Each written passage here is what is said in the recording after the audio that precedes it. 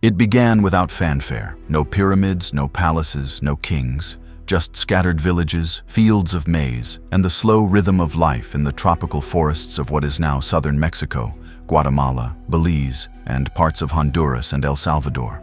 Yet over time, these early farmers would give rise to one of the most sophisticated civilizations in the ancient world.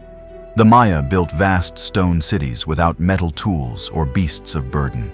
They mapped the heavens with astonishing precision. They developed one of the most complex writing systems in the Americas, and for over 2,000 years, they thrived, adapted, and endured across periods of triumph, collapse, and rebirth. But how did this civilization emerge? What caused its periods of brilliance, and what led to its great unravelings? Who were the people behind the glyphs and temples, and why does their legacy still echo today? This is the entire story of the Maya civilization. Let's begin.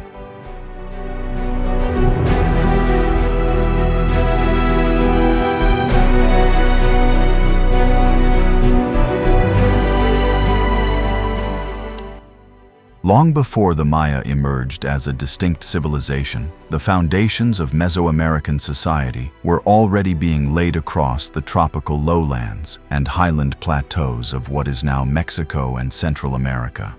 Between roughly 2000 and 1000 BCE, the region saw the gradual development of farming villages, trade networks, and religious ideas that would later influence the Maya and other advanced cultures.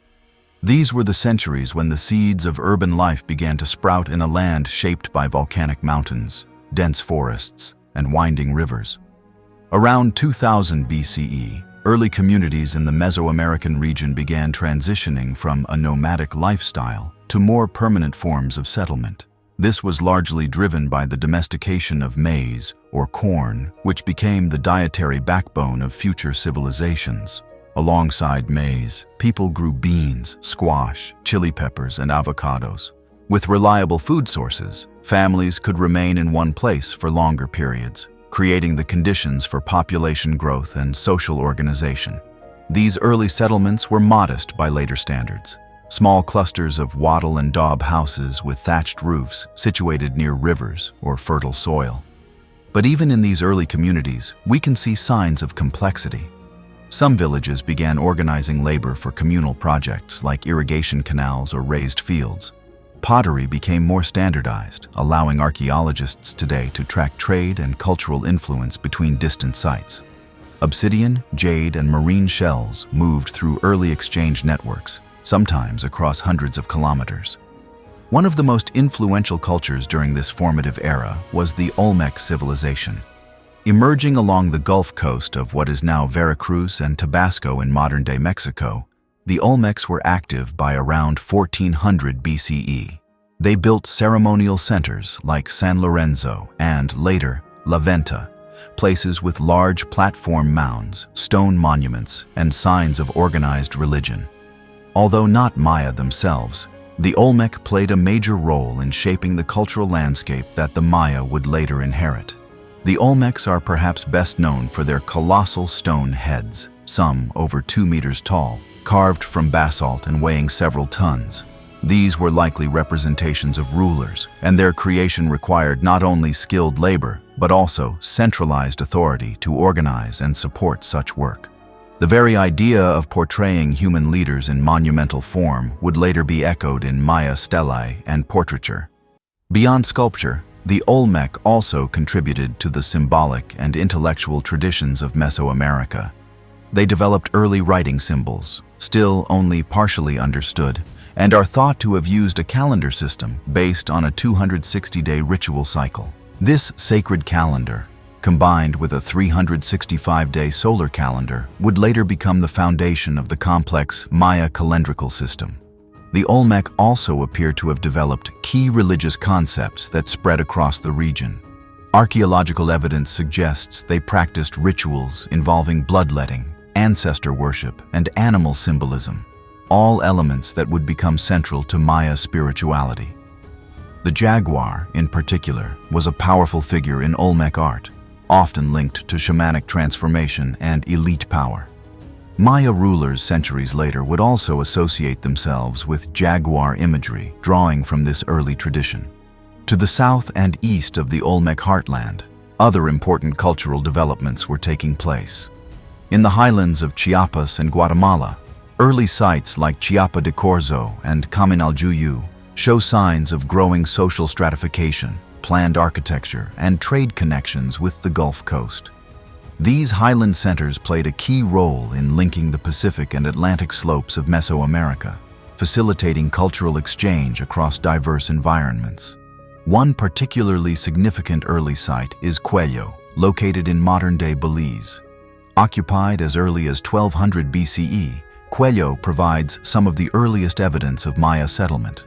Excavations have revealed early versions of Maya pottery, along with the remains of rectangular houses and community hearths. While still small-scale, places like Cuello show that distinct Maya traditions were already emerging during this foundational era, even before the civilization took its fully recognizable form. As the first millennium BCE progressed, more ceremonial centers appeared across the Maya lowlands. One of the earliest and most important was Nakbe, located in the Mirador basin of northern Guatemala. By around 800 BCE, Nakbe had developed monumental architecture, including massive stone platforms and causeways. The people of Nakbe organized large labor forces to move limestone and build structures that served ritual and political purposes. The site also contains some of the earliest evidence of carved stelae, featuring rulers and glyph-like symbols, predecessors of the writing systems that would later flourish. Nakbe's rise marks a key turning point. It shows that the idea of kingship, sacred architecture, and ceremonial landscapes was already being explored well before the classic Maya period. While still in its formative stages, Maya identity was beginning to coalesce, drawing influence from the Olmec and Highland cultures while developing its own regional expressions. It is important to understand that the emergence of the Maya was not the result of a single breakthrough or sudden invention. Rather, it was a slow process shaped by centuries of experimentation, adaptation, and exchange. The Maya did not appear out of nowhere. They built upon the legacies of those who came before them, innovating within a shared cultural framework that extended across Mesoamerica. As the first millennium BCE progressed, communities in the Maya lowlands moved beyond scattered villages and simple ceremonial centers. During this period, roughly from 400 BCE to 100 CE, Maya society underwent a major transformation. Monumental architecture, dynastic rulership, and sacred kingship emerged for the first time. The scattered farms and hamlets of the earlier centuries began to coalesce into something new: cities. This transition would define the foundation of what later became the Great Maya civilization. One of the most significant changes was the development of hierarchical leadership. Archaeological evidence from sites such as Nakbe and El Mirador in the Mirador basin of northern Guatemala shows signs of centralized political authority by the 4th century BCE.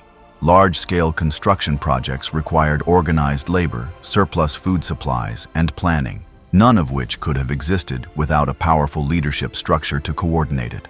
This era marks the birth of kingship in the Maya world. The Maya rulers who began to emerge at this time were not simply political administrators. They were sacred kings, intermediaries between the human world and the gods. They performed rituals, made offerings, and used their authority to legitimize monumental construction. At Nakbe, for example, a complex of raised causeways connected monumental platforms, temples, and plazas. This was not just urban planning. It was sacred landscape design, emphasizing the ruler's role in linking different parts of the cosmos. The site of El Mirador, rising to prominence in the late Preclassic period, further illustrates this shift. By around 300 BCE, El Mirador had grown into a vast urban complex covering nearly 20 square kilometers. It included hundreds of buildings, plazas, reservoirs, and causeways. Among its most striking features were the massive triadic temple complexes, 3 pyramidal structures arranged around a central platform. The largest of these, the Ladanta complex, remains one of the largest pyramids in the world by volume. The construction of such structures required enormous labor and resources. Limestone was quarried and transported, and lime plaster had to be produced in large quantities. Organizing these efforts meant that Maya rulers now had access to a dependable agricultural base and the means to direct large populations. Their ability to command such projects also reinforced their status as sacred kings, people chosen not just to rule, but to shape the world itself. Importantly, these new cities were not isolated developments. Evidence shows that elites from different centers interacted with one another through alliances, trade, and possibly warfare. Prestige goods such as jade, obsidian, marine shells, and finely made ceramics moved along established routes. These networks supported not only economic exchange, but also the spread of cultural ideas, religious practices, and architectural styles. At this stage, Maya writing also began to appear. While the fully developed hieroglyphic system would take shape in the centuries to come, early forms of writing and iconography were already being used to commemorate rulers and ritual events. Some stelae and portable monuments from Nakbe and El Mirador include glyph-like symbols that likely record names, titles, and dates. The emergence of writing served a crucial function. It linked the ruler's identity to the divine order and made that link visible to others. One example of this can be seen in the early use of stelae, upright stone slabs placed in ceremonial spaces. These monuments typically featured an image of a ruler accompanied by inscriptions marking specific dates and ritual acts. By erecting such stelae, rulers made their authority public and permanent. They embedded themselves into the sacred calendar and into the memory of their people. In addition to political and religious authority, Maya rulers of this period began to associate themselves with powerful symbols and animal identities. The jaguar, already revered in Olmec traditions, continued to play a major role in royal iconography. Other animals, such as snakes and birds of prey, were also used as symbols of rulership and cosmic power. These motifs were not merely decorative. They carried specific meanings tied to mythology, lineage, and the sacred role of the king. The consolidation of power at sites like Nakbe and El Mirador also had ecological consequences. The need for lime plaster, for instance, led to large-scale deforestation in nearby areas, as wood was burned to produce lime. This practice would later contribute to environmental stress in other Maya centers. But in the late Preclassic period, it was seen as a necessary cost of maintaining sacred cities and performing the rituals that held the cosmos together. Meanwhile, in the southern highlands and along the Pacific coast, other communities such as Colonial were also developing complex political systems. Colonial, located in the Valley of Guatemala, had strong ties to both the Pacific trade routes and the emerging centers in the lowlands. The site featured large platform mounds, carved monuments, and irrigation systems. Though not always classified strictly as Maya, Colonial played an essential role in the broader cultural network that shaped early Maya civilization. In the central Petén region, other sites such as Cival and San Bartolo reveal rich artistic and ritual traditions. San Bartolo, in particular, has gained attention for its murals dating to around 100 BCE.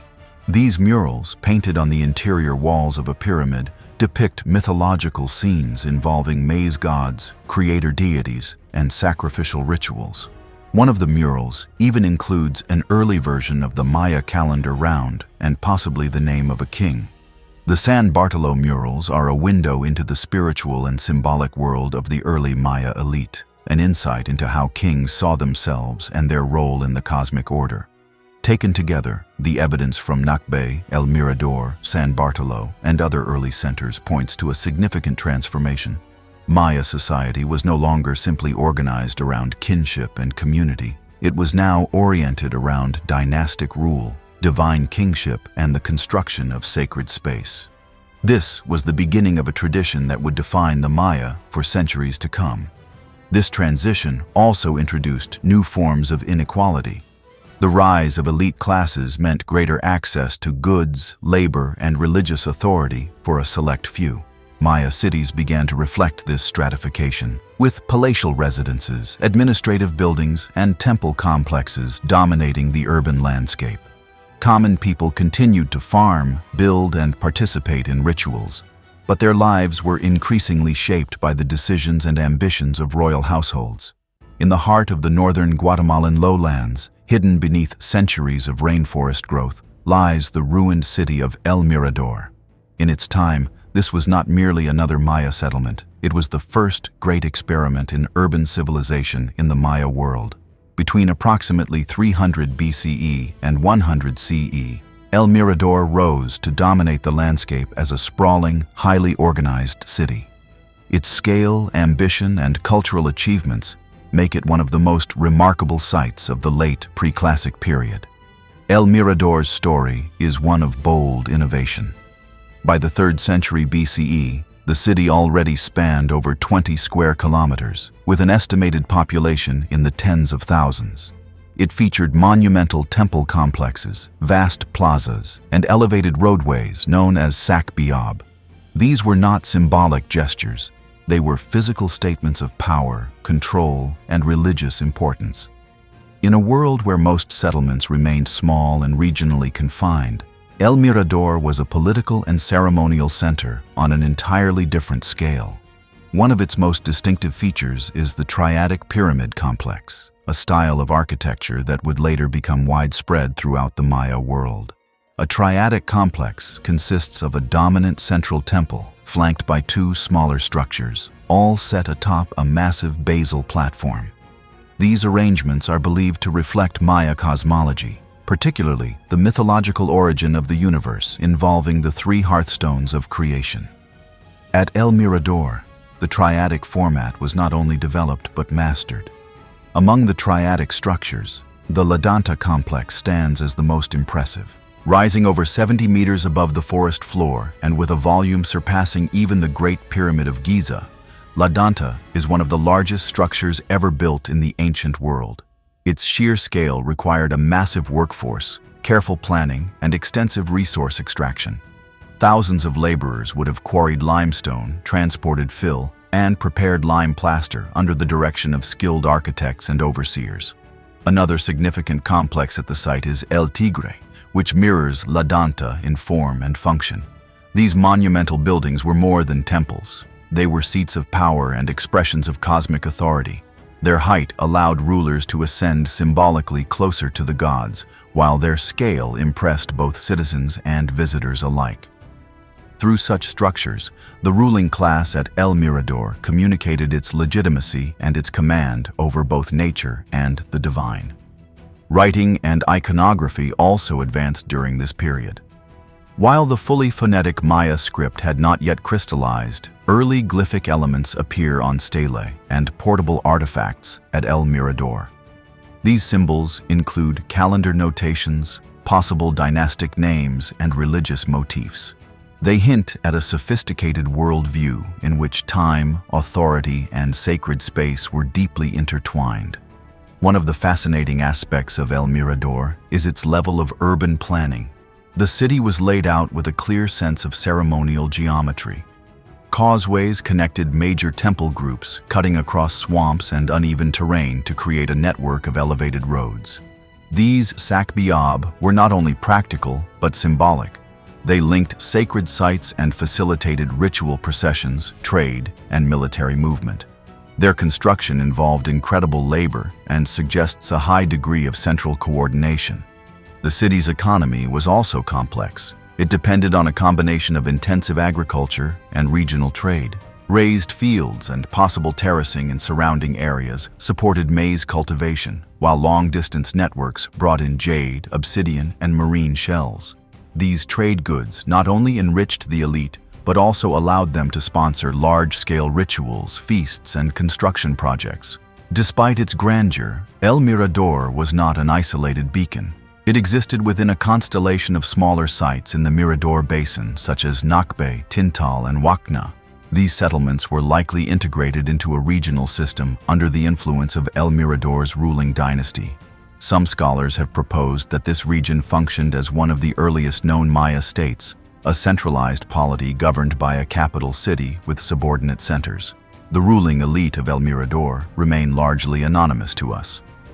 Unlike the classic period, where rulers are named and their deeds chronicled in stone, the names and lineages of El Mirador's kings have not yet been definitively identified.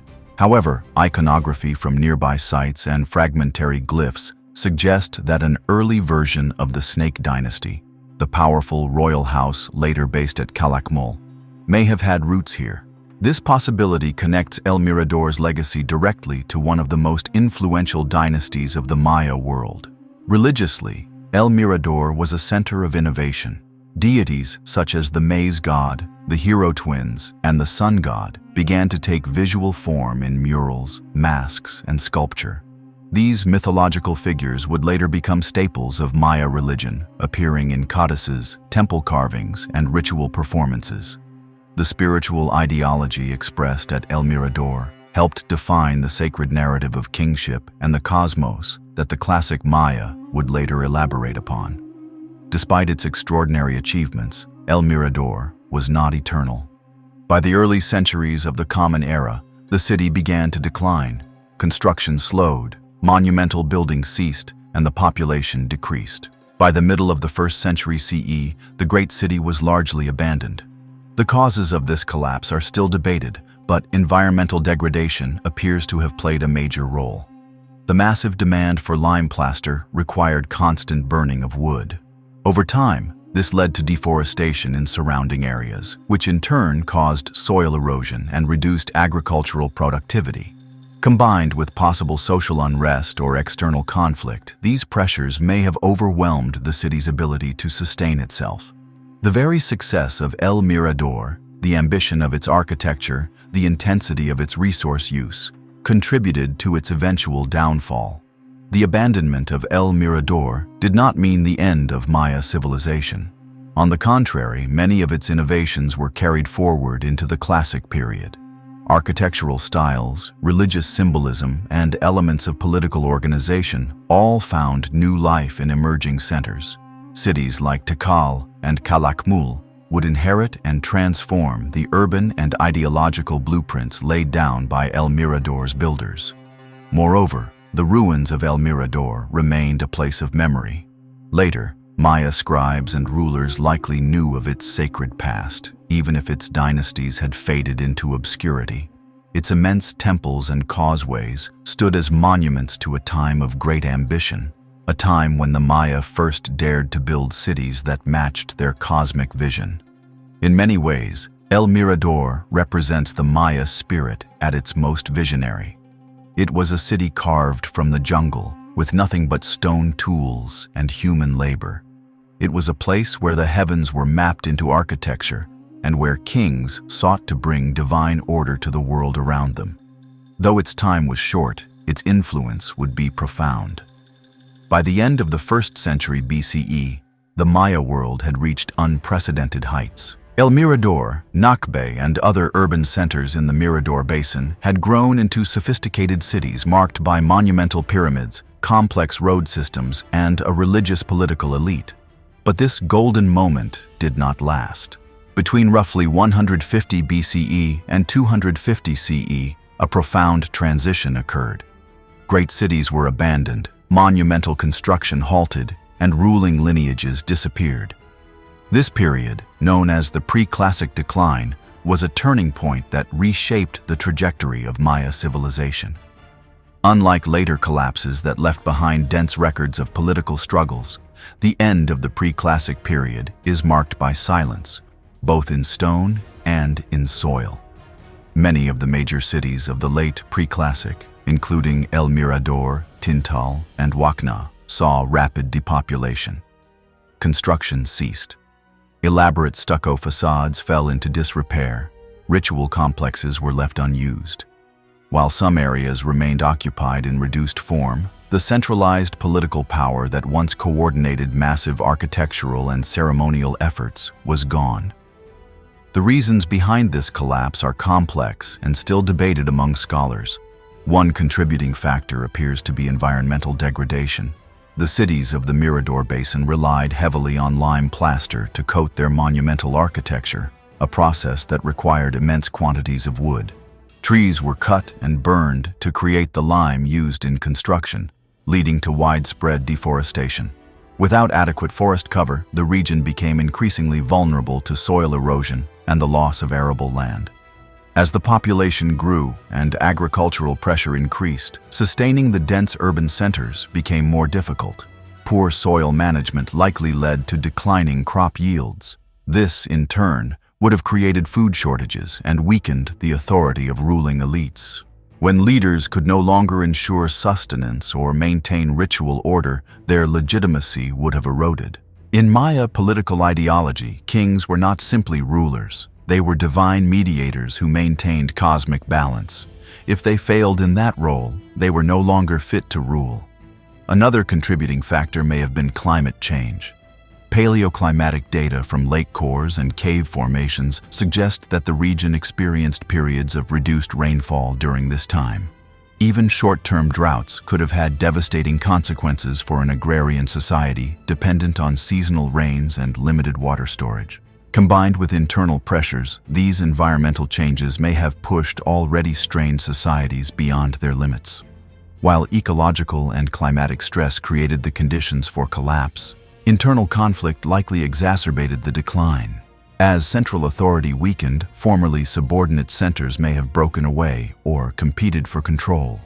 Elites within the cities could have engaged in power struggles, leading to political fragmentation and instability. Without a unified leadership, cities like El Mirador would have found it difficult to organize large-scale labor or defend themselves from external threats. Interestingly, the decline did not affect all Maya regions equally. While the Mirador Basin in the northern Petén lowlands suffered dramatic collapse, other areas experienced continued growth or relative stability. Sites like Tikal, located further to the south, maintained occupation and began to show signs of increasing complexity. This uneven pattern suggests that the collapse was not a single event, but rather a regional reorganization of political and economic power.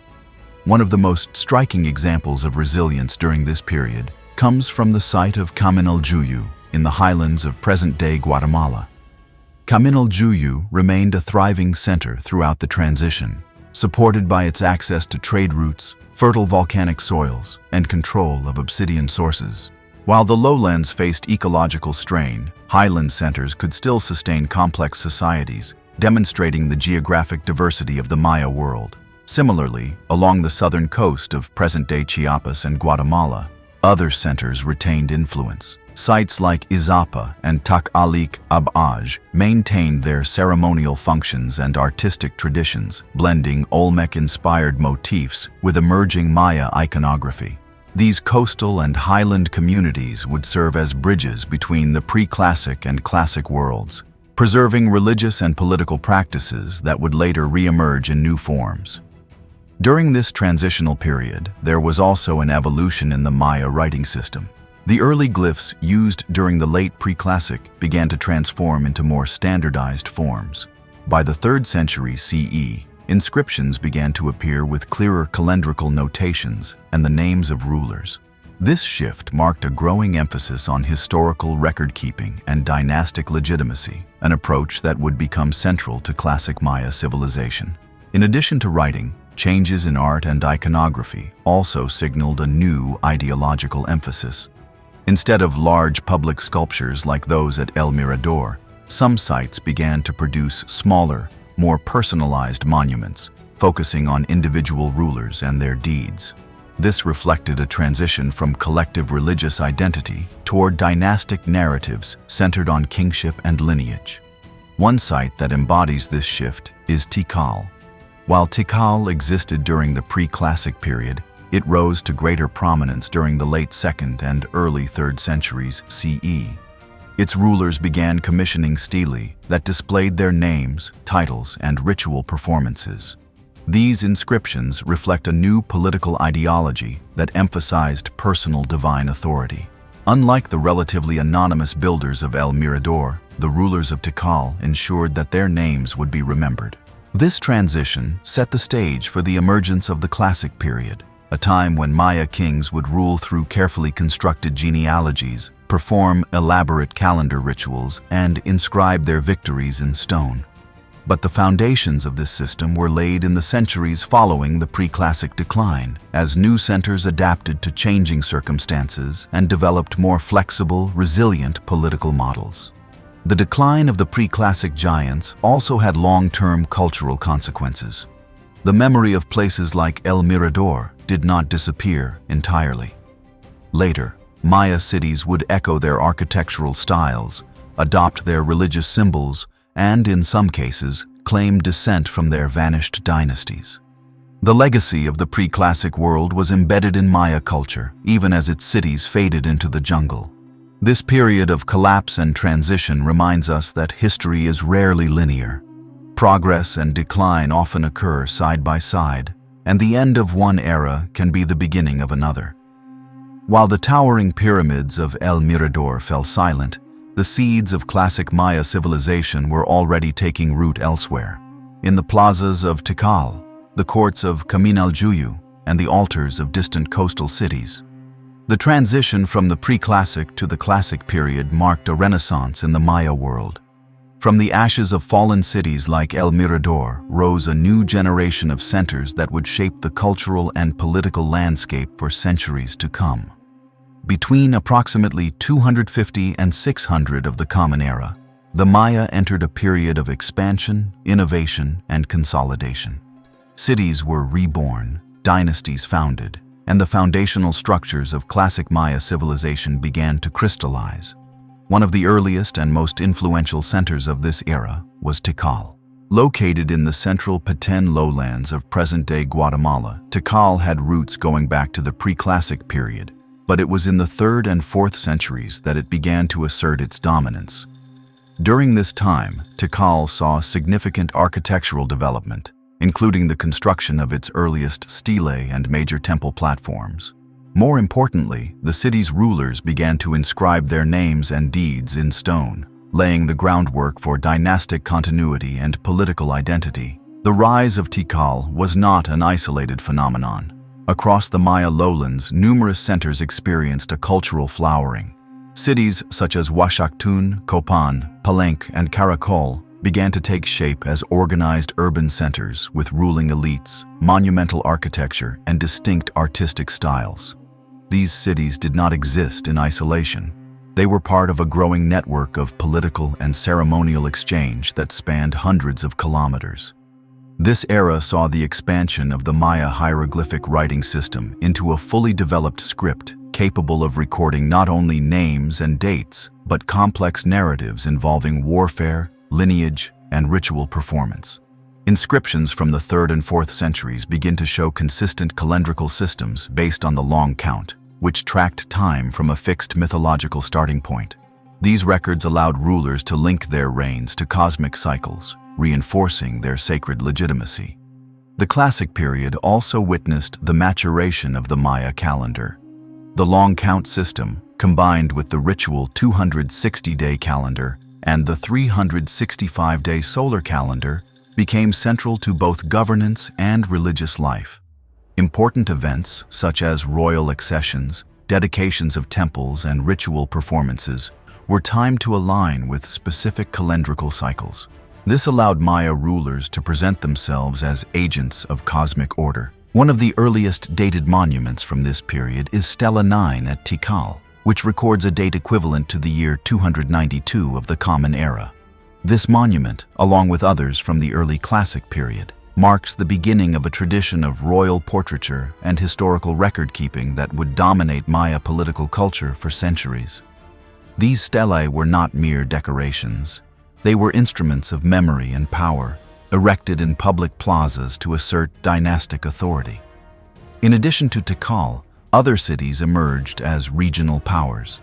Copan, located in present-day Honduras, was founded in the early 4th century and quickly developed into a cultural hub.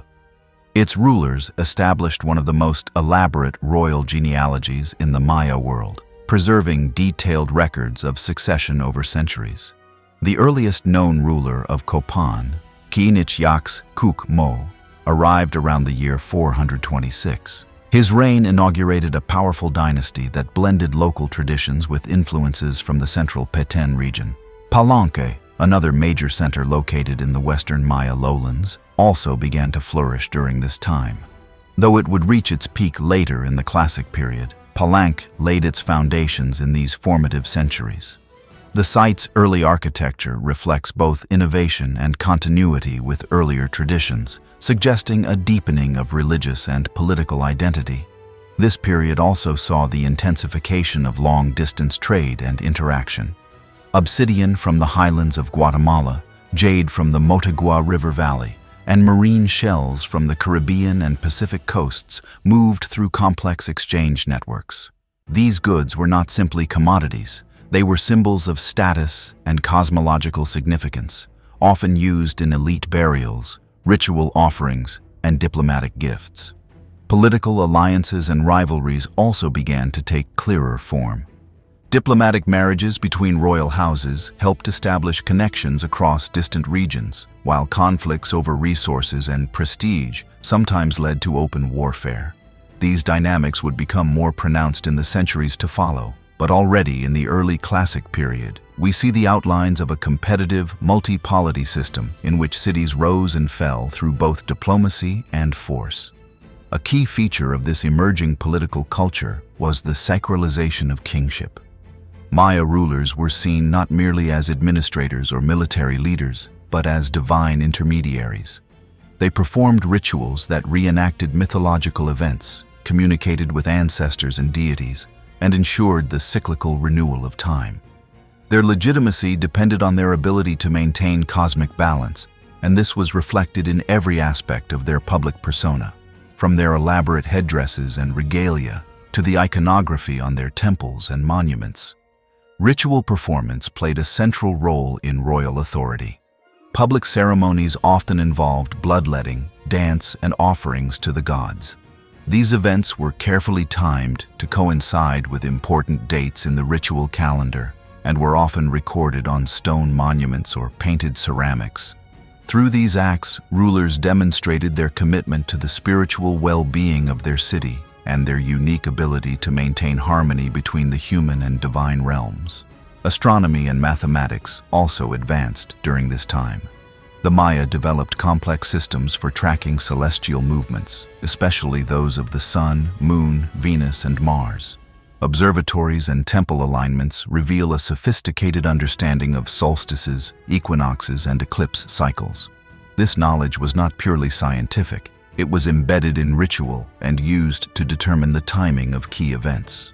The role of the astronomer priest became increasingly important within royal courts, contributing to the fusion of science and spirituality. By the end of the 6th century, the foundations of classic Maya civilization had been firmly established. Cities like Tikal, Copan, and Palenque were not only political centers but cultural powerhouses, producing art, literature, and architecture that would define the civilization for centuries. Dynasties were now rooted in historical time, linking their authority to mythic origins and celestial cycles.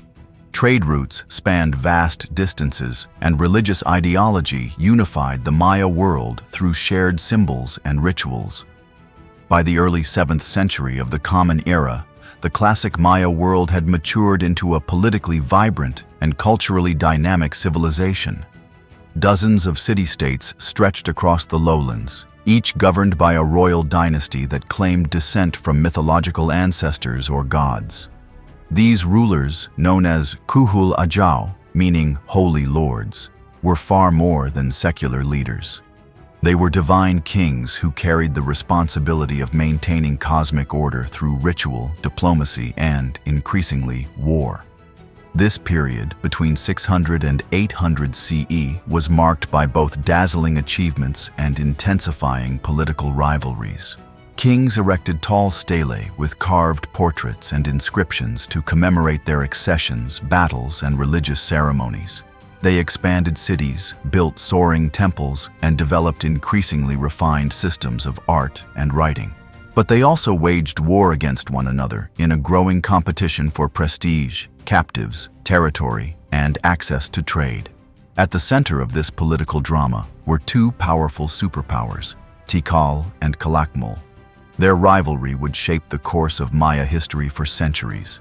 Tikal, located in the central Petén lowlands, had already emerged as a major force during the early Classic period. Its rulers established a strong dynastic line and undertook monumental building projects, including the famed Temple of the Giant Jaguar and Temple of the Masks. But by the early 7th century, Tikal's influence was challenged by a rising rival to the north, the city of Calakmul. Calakmul was situated in the dense forests of the northern Petén, within a region rich in resources and strategic trade routes. Its ruling dynasty, known as the Snake Dynasty or Ka'anul, had roots going back to earlier centers, possibly Xibanche. By the mid-6th century, the Snake Kings had established themselves at Calakmul and began building a coalition of allied cities, known as a hegemony, to counter Tikal's dominance. The nature of Maya warfare was both strategic and symbolic. Battles were often aimed at capturing rival kings or elites whose public humiliation or sacrifice would reinforce the victor's divine favor. Warfare also served to control trade routes, extract tribute, and assert dominance within regional alliances. One of the most pivotal figures in this period was Yucnumcin II, also called Yucnum the Great, who ruled Calakmul for much of the 7th century. Under his leadership, Calakmul expanded its influence across the Maya lowlands, forming alliances with cities such as Caracol, Dos Pilas, and El Peruhuaca. His military campaigns and diplomatic strategies allowed the Snake Dynasty to establish a vast sphere of influence that stretched far beyond Calakmul's forested borders. Yucnum's rivalry with Tikal culminated in a series of confrontations that significantly weakened Tikal's authority. Perhaps the most dramatic episode came in the year 695, when Tikal's ruler Jasa Chan Kawil launched a successful counteroffensive. In a major military victory, he defeated Calakmul's forces and captured their king. This reversal allowed Tikal to reassert its power and initiate a period of renewed construction and political consolidation. These shifting fortunes illustrate a key feature of the classic Maya political system. The balance of power was constantly in flux. No single city could dominate the region permanently. Victory in war often brought short-term prestige and access to resources, but it also invited retaliation, rebellion, and instability. Elsewhere in the Maya world, other cities navigated this turbulent environment in different ways. Some, like Palenque, focused on developing local traditions of art, science, and theology while maintaining defensive alliances. Others, like Quirigua and Copan, alternated between rivalry and alliance, depending on the broader regional climate. In Copan, the 7th century witnessed the reign of powerful rulers such as Smoke Imix and his successor, Waxaclajun Uba Kawil. These kings oversaw major architectural programs, including the construction of the Acropolis and the hieroglyphic stairway. This stairway, made up of more than 2,000 glyph blocks, is the longest known Maya text and a testament to the city's literary and historical sophistication. Copan also engaged in regional power struggles. One of the most dramatic moments came in the year 737 when the small city of Quirigua, once a vassal of Copan, rebelled under its ruler, Kaak Tiliu Chanyopat. With support from Calakmul, Quirigua captured and executed Copan's king in a public ritual. This event shocked the Maya world and marked a turning point in the regional balance of power. These episodes underscore the importance of war not only as a means of territorial expansion, but also as a form of ideological theater. The capture and sacrifice of enemy kings were public demonstrations of cosmic order being restored. Such rituals reinforced the divine status of victorious rulers and served as powerful propaganda to consolidate internal authority. Ritual and war were deeply intertwined in Maya ideology. Kings would often perform bloodletting ceremonies before or after military campaigns, invoking the ancestors and gods for guidance and support. Monumental inscriptions would depict these acts in detail, sometimes even naming the deities who were honored and the ancestors who were called upon. These rituals affirmed the ruler's sacred role and legitimized their political actions. The rise of warfare also influenced city planning and architecture. Defensive walls, Fortified acropolises and strategically placed causeways became more common. Urban centers were increasingly designed with both ritual grandeur and military strategy in mind. The presence of ball courts, often associated with warfare and sacrifice, also increased during this time, reinforcing the symbolic relationship between combat, games, and divine judgment. In this context, royal marriages became critical tools of diplomacy. By marrying into rival dynasties, kings could create bonds of kinship that might prevent conflict or solidify alliances. These political unions are recorded in inscriptions that emphasize lineage, legitimacy, and continuity. Maya politics was as much about bloodlines as it was about battle. Despite the constant rivalries, this period saw remarkable intellectual and artistic growth. Sculptors carved increasingly intricate stelae, painters decorated palace walls with detailed murals, and scribes recorded complex histories in codices and on pottery. These expressions of elite culture were supported by a wider economy that included farmers, artisans, traders, and ritual specialists. The classic Maya state was deeply stratified, but it was also interconnected, with every social class playing a role in the maintenance of the system. By the end of the 8th century, the Maya world had reached a high point of cultural and political complexity. Great kings ruled from lavish palaces, astronomer priests tracked the heavens with mathematical precision, and cities hummed with ritual and political life. But beneath this brilliance, cracks were beginning to form. The constant warfare, environmental pressures, and social tensions that had helped forge the Maya world would soon begin to tear it apart. Amid the political rivalries and warfare that characterized the classic Maya world, there were also moments of cultural flourishing and dynastic stability. One of the clearest and most enduring examples of this golden age is the city of Palenque and the extraordinary reign of one of its most revered kings, Kinich Janaab Pakal, more commonly known as Pakal the Great. Palenque, located in the modern-day Mexican state of Chiapas, stood somewhat apart from the intense political struggles of central Petén cities like Tikal and Calakmul. Tucked into the western hills at the edge of the lowland rainforest, Palenque developed a unique artistic and architectural identity. Though its origins go back to the 3rd century, it was during the 7th century that Palenque rose to prominence, driven by a combination of dynastic renewal, ambitious building programs, and theological innovation. Pakal the Great was born in the year 615 during a time of uncertainty for Palenque. His father died when he was young, and the throne passed not to a male heir, but to his mother, Sak Kuk, who ruled as regent. This was a rare instance in Maya history where a woman temporarily held supreme power, and her stewardship would prove critical in preserving the royal line until Pakal came of age. In the year 615, at just 12 years old, Pakal was crowned king. What followed was one of the longest and most prosperous reigns in Maya history, lasting nearly 70 years. Pakal's rise to power marked the beginning of a period of intense building and renovation in Palenque. Under his leadership, the city transformed from a regional polity into a ceremonial and architectural masterpiece. Pakal commissioned new palaces, expanded sacred complexes, and elevated the visual language of Maya kingship to new heights. One of his most iconic achievements is the Palace of Palenque, a sprawling complex of courtyards, corridors, and elevated platforms. Unlike many Maya structures that focused solely on religious symbolism, the palace combined ceremonial and residential functions. It included administrative rooms, ritual spaces, and living quarters, all integrated into a single monumental structure. The building's most striking feature is its 4-story tower, unique in the Maya world, possibly used for astronomical observations or as a visual symbol of royal authority. Pakal also began the construction of the Temple of the Inscriptions, perhaps the most famous structure in Palenque.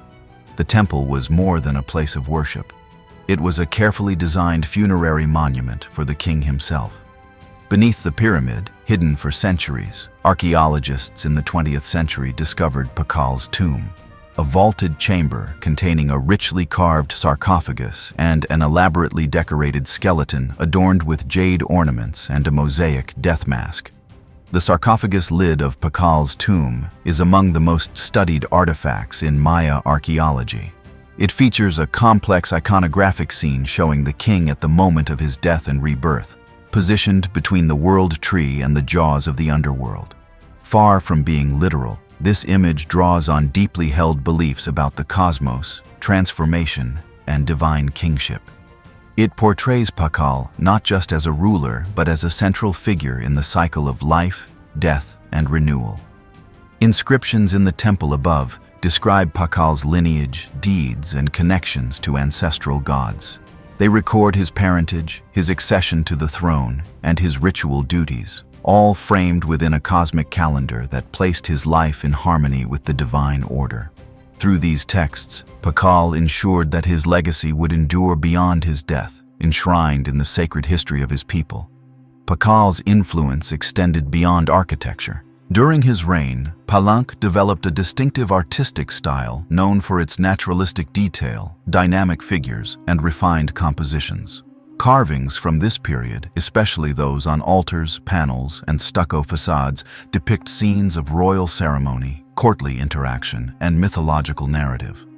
The artwork emphasized human emotion and realistic proportions, departing from the more rigid and formal styles of central Peten cities. The ideological program of Palenque also emphasized the divine nature of the ruling dynasty. The inscriptions repeatedly linked Pacal and his ancestors to mythic events and supernatural beings. They positioned the king not just as a participant in religious rites, but as a cosmic actor whose life echoed the deeds of gods. This was a powerful strategy in a world where authority depended not only on military power, but also on spiritual legitimacy. Pacal was succeeded by his son, Keinich Khan Bahlam II, who continued his father's architectural projects and ideological initiatives.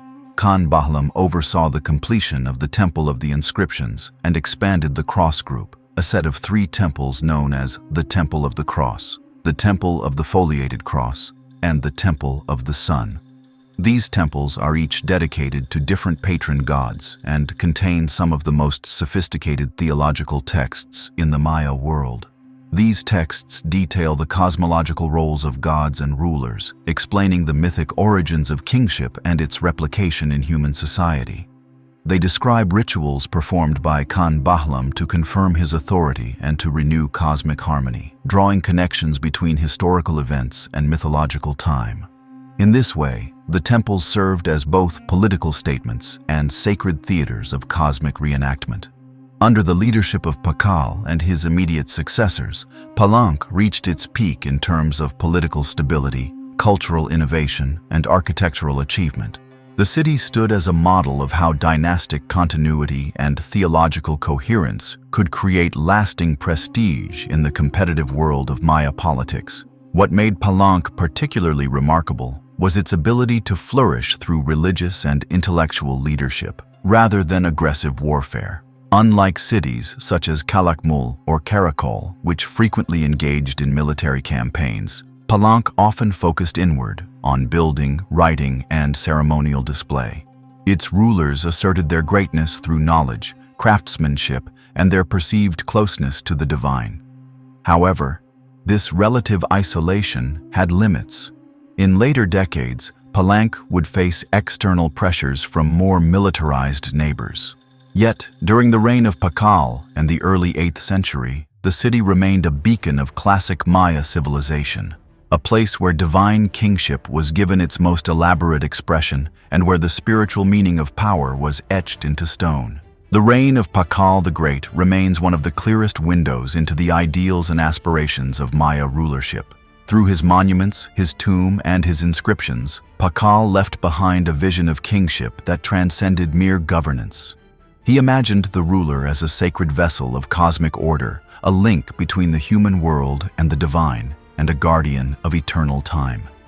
By the early 8th century of the Common Era, the Maya civilization had entered what scholars often refer to as its true golden age.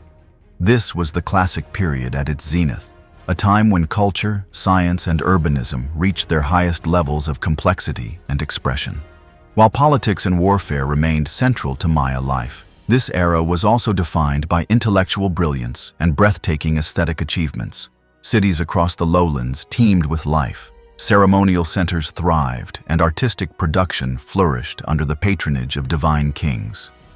The urban landscape during this time was as impressive as it was diverse. Great cities such as Tikal, Copan, Calakmul, Yaxchilan, Palenque, Quirigua, and Dos Pilas expanded dramatically, with complex infrastructure including plazas, temples, ball courts, palaces, reservoirs, and causeways.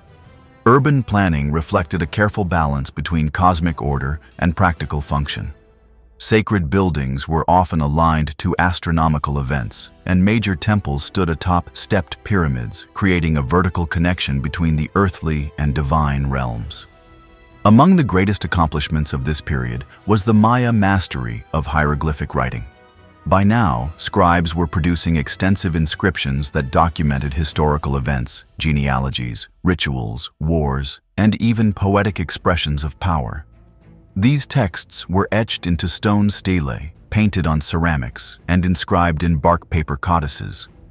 The Maya script, composed of hundreds of logograms and syllabic signs, had matured into one of the most sophisticated writing systems ever developed in the ancient world. Writing was not simply a record-keeping tool, it was a sacred art. Scribes were often nobles or closely affiliated with the royal court, and their role was both literary and religious. Inscriptions frequently began with ritual dates tied to the Maya long count calendar, linking earthly events with mythic time. These texts often portrayed kings and queens performing ceremonies, capturing prisoners, or receiving divine visions, actions that reinforced their legitimacy and connected them to the supernatural world. The calendar itself was a marvel of astronomical knowledge and mathematical skill. Maya priests and astronomers, often one and the same, tracked celestial cycles with exceptional precision. They understood the movements of Venus, the moon, the sun, and even solar and lunar eclipses. Their calendar systems were capable of predicting astronomical phenomena centuries into the future. Observatories at cities such as Copan and Uxmal revealed deliberate alignments with solstices and equinoxes, allowing priests to mark time with extraordinary accuracy. Mathematics was another field in which the Maya excelled. They developed a vigesimal, or base 20 numeral system that used a combination of dots and bars, along with a symbol for zero, one of the earliest recorded uses of zero in human history. This concept of zero was essential to the function of their calendars and to their broader understanding of time as cyclical and eternal.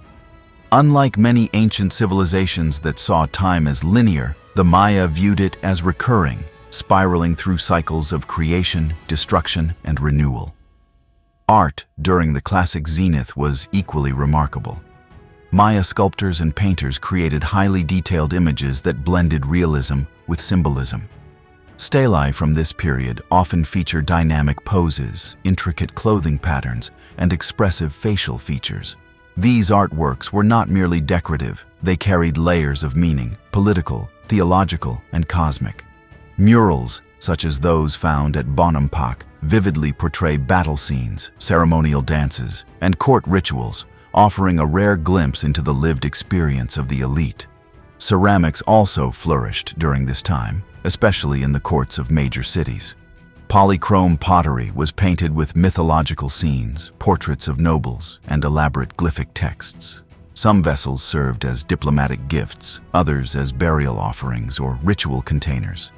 The so-called codex-style ceramics, in particular, reveal narratives involving gods, heroes, and supernatural beings, rendered with stylistic clarity and mythological depth. Urban splendor extended beyond the ceremonial core. While monumental architecture was a hallmark of elite culture, the broader cities supported a range of functions and social classes. Farmers, artisans, merchants, and ritual specialists all contributed to the maintenance of urban life. Peripheral settlements connected to major centers through trade routes and tribute networks, forming regional systems that allowed for economic and political integration. Elite residences, often found near the central plazas, displayed a blend of prestige and domestic life. These compounds included carved benches, painted stucco walls, and small altars. They served as spaces for administration, ceremony, and kinship gatherings. The ruling class used architecture not only to house themselves, but to embody their status and vision of order. Religion remained central to all aspects of life. Temples dedicated to the gods of maize, sun, rain, death, and the underworld were focal points for community rituals. Kings and queens performed bloodletting ceremonies to nourish the gods and maintain the balance of the universe. These acts, often carried out on ceremonial platforms before large audiences, reinforced social cohesion and the ruler's role as a spiritual anchor. One of the defining spiritual ideas of the classic period was the connection between rulers and the mythological ancestors. Kings traced their lineage back to supernatural origins, often linking themselves to the hero twins, the maize god, or creation events described in oral tradition. Inscriptions frequently recounted not just human deeds, but cosmic narratives that legitimized earthly rule. In this way, history and mythology were inseparably intertwined. As cities grew and their influence expanded, diplomatic relations became increasingly complex. Rulers formed alliances through marriage, exchanged symbolic gifts, and sometimes engaged in joint rituals. Yet rivalries never ceased. Warfare remained a tool of power, used not only to gain territory, but to capture elite prisoners, exact tribute, and destabilize competing dynasties. Still, what defined this period was not the prevalence of conflict, but the overarching cultural cohesion and the shared vocabulary of power that united disparate city-states. The geographic range of Maya influence also widened during this time. Northern centers in the Puuc Hills, such as Uxmal and Kabah, began to flourish architecturally, developing ornate mosaic facades and innovative building techniques. Along the Caribbean coast, trading hubs such as Coba connected the interior cities to seaborne routes, reaching beyond the Maya heartland. This growing connectivity allowed for the exchange of not only goods, but ideas, styles, and religious practices. By the mid-9th century, the classic Maya world had reached a remarkable peak. Dozens of cities maintained sophisticated governments, rich artistic traditions, and deep scientific knowledge. The legacy of rulers like Pakal the Great had been absorbed into a broader ideological system that emphasized divine kingship, sacred time, and monumental remembrance.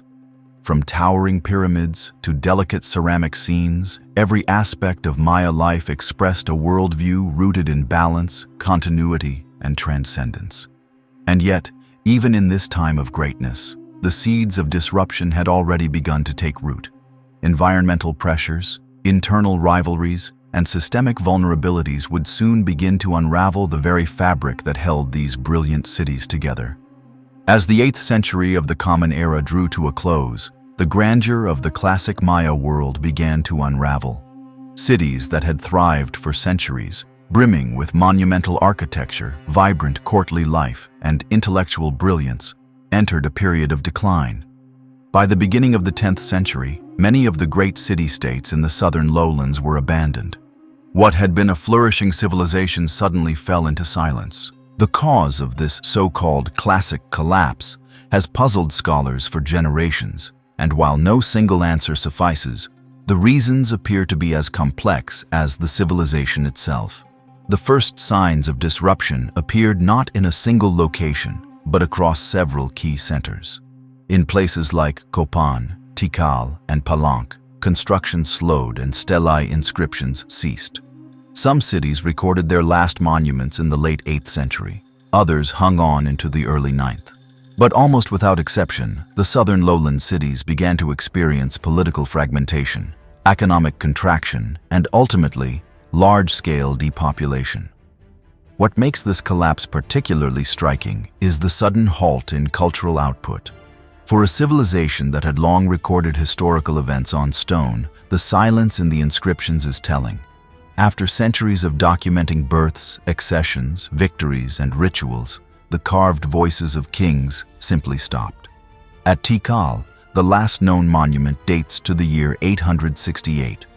At Copan, the final stela was erected around 820. In many other cities, writing vanishes even earlier.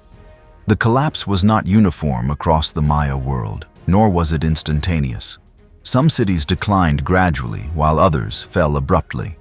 The process played out over several generations, and in some regions, new centers briefly emerged even as older ones declined.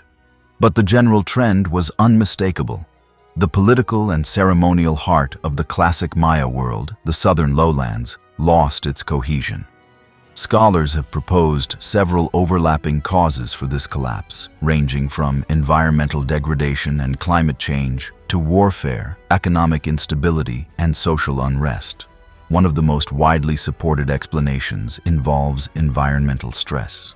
During the peak of classic Maya civilization, population density increased significantly in urban areas. Cities required vast quantities of food, building materials, and fuel. Agricultural lands were cleared to feed growing populations, and forests were cut down for construction and lime production. This deforestation may have led to soil exhaustion and erosion, reducing crop yields just as demands intensified. Adding to this pressure was a period of extended drought. Paleoclimatic studies using sediment cores from lakes and cave stalagmites show evidence of decreased rainfall in the southern lowlands during the 8th and 9th centuries. These droughts may not have been catastrophic year by year, but over decades, the cumulative effect could have severely impacted maize agriculture, the lifeblood of Maya society. Water reservoirs, many of which were dependent on seasonal rains, may have dried out, leaving urban populations vulnerable. At the same time, the political system began to destabilize. The classic Maya world was composed of numerous city-states, each ruled by a divine king. These rulers were expected to conduct rituals, ensure agricultural fertility, and maintain cosmic balance. When crops failed and wars dragged on, the authority of these kings likely weakened. Inscriptions from the late Classic period show a decline in royal rituals and fewer records of accessions and victories, suggesting that dynasties were collapsing or struggling to maintain control. Intensified warfare appears to have contributed to the breakdown. Cities that had once been allies turned on each other, and vassal cities began to rebel against their overlords. Evidence of violent conflict, burned palaces, and hastily abandoned compounds is present at several sites. Warfare was not new to the Maya, but during this period it seems to have become more disruptive, leading to regional fragmentation and insecurity. Social unrest may have also played a role. As the demands of the elite increased through tribute, labor, and ceremonial obligations, commoners may have experienced growing hardship. In a system that relied heavily on the divine legitimacy of kings, widespread suffering could have led to disillusionment. Some scholars have even suggested that rebellions or internal dissent may have accelerated the decline of elite structures. Another aspect to consider is trade. During the Classic period, long-distance exchange networks connected distant regions. Goods such as obsidian, jade, cacao, and marine shells moved between cities, linking political centers through economic ties. As warfare increased and political alliances collapsed, these networks may have been disrupted, further weakening cities that depended on external resources. It is also important to note that this was not the end of the Maya. While many cities in the southern lowlands were abandoned, other regions adapted and even flourished.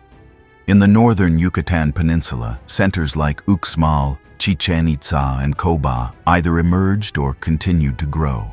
These cities developed new architectural styles, different political structures, and fresh economic strategies. The collapse, then, was not of an entire civilization, but of a particular system, one rooted in the divine kingship of the southern cities. What makes the Classic collapse so compelling is not only the mystery of why it happened, but the human drama it implies. For centuries, the Maya had built great cities, mapped the heavens, developed intricate calendars, and recorded their histories in stone. Their society was not static. It was adaptive, intellectual, and deeply connected to its environment. And yet, in the span of a few generations, the core of that world faded away. Archaeological evidence tells us that people did not simply vanish. Many communities migrated, restructured, or integrated into new socio-political systems. Rural areas continued to be occupied, and local traditions survived. In some regions, people returned to small-scale subsistence farming, while in others, new centers arose with altered ideologies. The collapse was, in part, a cultural transformation, a shift from one way of organizing society to another. In the centuries that followed, the memory of the classic cities lived on. Later, Maya communities would preserve oral traditions, reoccupy old sites, and reinterpret the monumental ruins in light of new religious and social frameworks. The ruins of Tikal, Copan, and Palenque stood as silent witnesses to a time of greatness, reminding future generations of the legacy that had once defined the lowlands. In recent decades, the study of this collapse has shifted from searching for a single cause to understanding a system under pressure. It is now widely recognized that environmental, political, and social factors combined in complex ways to bring about a profound transformation. The fall of the classic Maya city-states teaches us not only about ancient history, but about the fragility and resilience of human societies. In the aftermath of the classic Maya collapse, as the great cities of the southern lowlands fell silent, the Maya world did not disappear. Instead, it shifted. New centers of power rose in the north, particularly across the Yucatan Peninsula, where urban life continued and even flourished. These northern cities, most notably Uxmal, Chichen Itza, and Coba, developed their own architectural traditions, political models, and religious expressions. While they drew on the legacy of the classic period, they also introduced new forms of governance, art, and social organization, reflecting the resilience and adaptability of Maya civilization. One of the most significant developments of this period was the rise of Uxmal. Located in the Puuc region of northwestern Yucatan, Uxmal became a major ceremonial and political center between the 9th and 10th centuries. Unlike the stone quarries of the southern lowlands, the Puuc Hills provided accessible limestone, which allowed for a distinctive style of construction. The architecture of Uxmal is marked by intricate mosaic facades, precise stonework, and decorative panels featuring serpents, masks, and lattice designs. The most iconic building at Uxmal is the Pyramid of the Magician, a unique elliptical structure with rounded corners and steep steps. Its construction followed a long history of layered development, built over earlier temples and adapted through successive generations. Nearby stands the Nunnery Quadrangle, a complex of 4 palatial buildings surrounding a large courtyard. The facades of these buildings are covered in detailed carvings, including rain god masks, serpents, and celestial imagery, symbols that reflect both religious devotion and elite power. The rulers of Uxmal maintained political control through alliances, tribute, and shared ceremonial practices. While we lack the extensive glyphic records found in earlier southern cities, inscriptions and archaeology suggest that Uxmal formed part of a larger regional confederation. This Puuc alliance may have included cities such as Kaba, Sail, and Labna, all of which display similar architectural features and urban planning. The presence of causeways connecting these sites supports the idea of coordinated governance, or at least close diplomatic ties. To the east, the city of Coba also emerged as a major center during this period. Although Coba's roots stretch back to the classic era, it reached its greatest size and complexity between 800 and 1000 CE. The city covered a vast area connected by an extensive network of raised stone roads known as Sakbiab. Some of these roads stretched over 80 kilometers, linking Coba to outlying settlements and facilitating trade, tribute, and communication. Coba's architecture blended traditional elements with innovative forms. Large pyramid complexes, such as Nohoch Mul, demonstrated both continuity with earlier building traditions and adaptation to local geography. The city was built among lakes and wetlands, with reservoirs and water control systems helping to sustain its population. Stelae from Coba depict rulers, both male and female, participating in rituals and asserting dynastic authority. Notably, some of these stelae feature queens, indicating that women held significant political roles in Coba's royal court. The most powerful and influential city of the northern lowlands during this time, however, was Chichen Itza. Located in north-central Yucatan, Chichen Itza rose to prominence in the late 9th century, and became a dominant force in the region by the early 10th.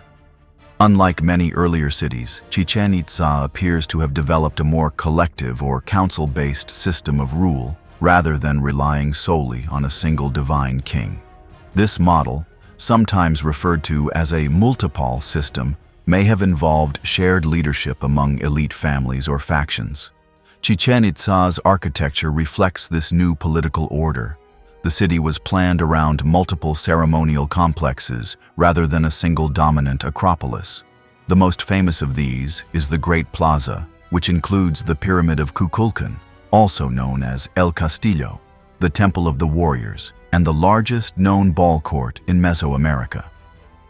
The Pyramid of Kukulkan is especially notable for its astronomical alignment. During the equinoxes, the shadow of a serpent appears to slither down the pyramid's staircase, a visual representation of the feathered serpent deity descending from the heavens.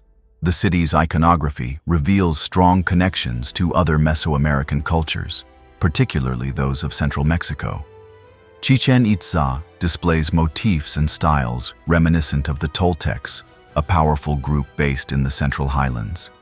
The Temple of the Warriors, for example, features columns carved with warriors and captives, as well as reclining chacmul statues used for offerings. These elements have led some scholars to suggest direct contact, or even migration, from the Toltec heartland. Others argue that these features were selectively adopted through trade, diplomacy, or ideological influence. Regardless of the exact nature of this connection, Chichén Itzá's use of militaristic imagery marked a new chapter in Maya visual culture. The city's art depicts warriors, weaponry, and scenes of conquest with far more frequency than seen in earlier Maya centers. These images may have served to legitimize the city's political dominance and to promote a new vision of rulership based on strength, sacrifice, and cosmopolitan authority. Economically, Chichén Itzá benefited from its location near cenotes, natural sinkholes that provided fresh water in the otherwise dry northern lowlands. The sacred cenote, in particular, became a major pilgrimage and ritual site. Offerings including gold, jade, obsidian, and human remains have been recovered from its depths, revealing the city's role as both a commercial and spiritual hub. Merchants and pilgrims from across Mesoamerica likely visited Chichén Itzá, contributing to its wealth and cultural diversity. Chichén Itzá's rise also reflects the growing integration of the northern Yucatan into larger regional networks. Trade goods such as obsidian, cacao, textiles, and feathers moved along coastal and inland routes, connecting the city with the Gulf Coast, the Caribbean, and highland Mesoamerica. Marketplaces played a more prominent role in urban life, suggesting that economic exchange had become more institutionalized and widespread than in previous centuries. While the southern Maya cities of the Classic period had emphasized divine kingship and local autonomy, the northern centers of the post-Classic period leaned toward collective governance, militarized ideology, and broader economic integration. These shifts were not simply reactions to collapse, they were creative adaptations to new realities. In regions with different environments, demographics, and threats, the Maya reinvented their political and cultural systems. Despite their innovation, the northern cities were not immune to the same pressures that had destabilized the southern lowlands. By the end of the 10th century, even Chichén Itzá began to decline. Monument construction slowed, and political authority appears to have fragmented. The reasons remain unclear, but may have included internal conflict, shifting trade routes, or new environmental challenges. As the southern lowlands declined and the great classic cities fell into silence, a new political and cultural power began to dominate the northern Maya world, Chichén Itzá.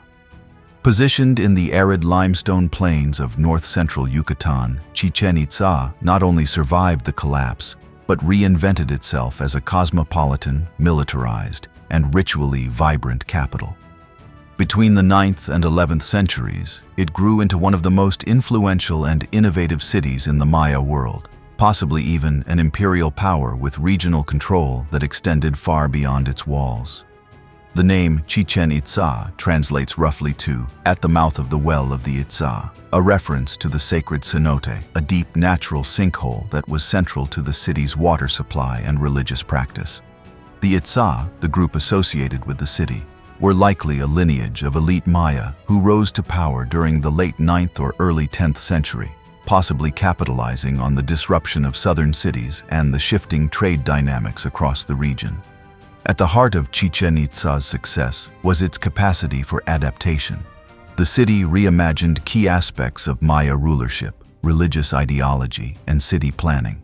Unlike the classic southern cities that centered on a single divine king, Chichen Itza appears to have adopted a more collective form of governance. This shared system of rule, sometimes referred to as multipal, may have included multiple elite houses or councils, diluting the singular figure of the god king and creating a more distributed political structure.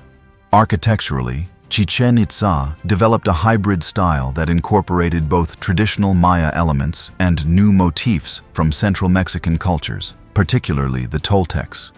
This blending of cultural influences is one of the most distinctive features of the city. It reflects a broader Mesoamerican trend of increased interaction and integration during the post-classic period, as trade routes expanded and distant polities engaged more actively with one another.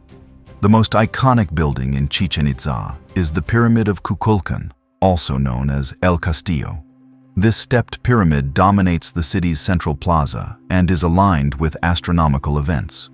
During the spring and autumn equinoxes, the play of sunlight and shadow along its northern staircase creates the illusion of a serpent slithering downward, a visual representation of Kukulkan, the feathered serpent deity. This effect reveals not only advanced architectural skill, but also a deep integration of cosmology and civic design. Surrounding the pyramid are numerous ceremonial structures that reflect both indigenous Maya beliefs and broader Mesoamerican symbolism.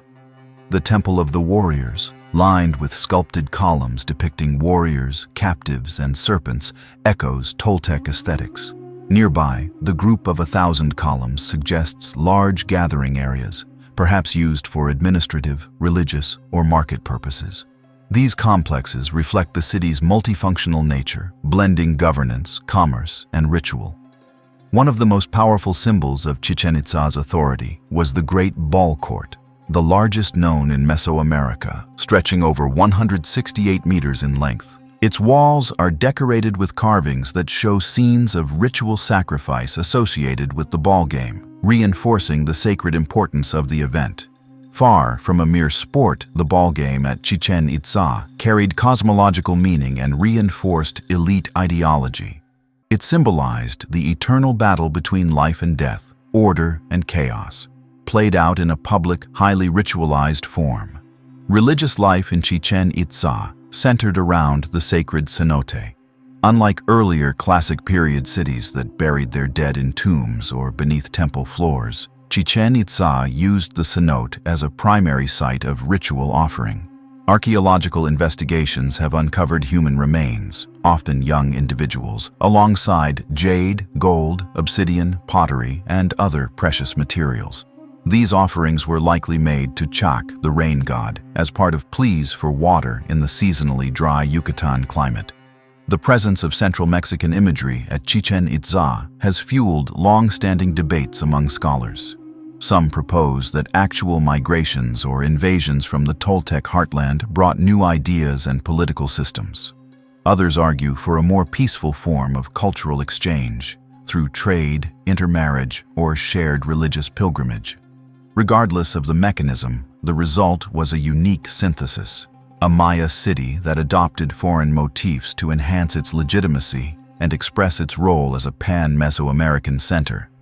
Politically, Chichen Itza appears to have exercised influence far beyond its immediate surroundings. Evidence from coastal ports such as Isla Cerritos and Ixcambo suggests that Chichen Itza controlled key trade routes linking the Caribbean and Gulf coasts to the inland. Obsidian from central Mexico, turquoise from the American Southwest, and gold from Central America all passed through its markets. Merchants and pilgrims traveled to and from the city, reinforcing its cosmopolitan character. While earlier Maya cities had emphasized dynastic history and genealogical inscriptions, Chichen Itza placed less emphasis on individual rulers. The relative scarcity of named kings suggests that the city relied on collective institutions or priestly orders to maintain authority. This change may have been a response to the fragility of divine kingship exposed during the Classic collapse. By distributing power, Chichen Itza created a more resilient political structure, capable of withstanding social pressures and internal dissent. The city's art reflects this ideological shift. Rather than detailed records of royal accessions, the carvings at Chichen Itza focus on themes of sacrifice, warfare, mythological scenes, and celestial cycles. Warriors are shown marching in procession, captives are depicted in scenes of defeat, and deities emerge from serpents and celestial bands. The visual narrative emphasized cosmic order, maintained through ritual performance and martial strength. Despite its success, Chichen Itza's dominance did not last forever. By the end of the 11th century, monumental construction had largely ceased. Some buildings were abandoned, and elite activity appears to have shifted to other centers. The reasons for this decline are still uncertain. Internal political struggles, changing trade patterns, or ecological pressures could have contributed. There is no evidence of violent conquest, suggesting a gradual loss of influence rather than sudden collapse. Even as its political power waned, Chichen Itza remained a place of spiritual and cultural significance. Pilgrims continued to visit the sacred cenote for generations, and later, Maya communities remembered the city in their oral traditions.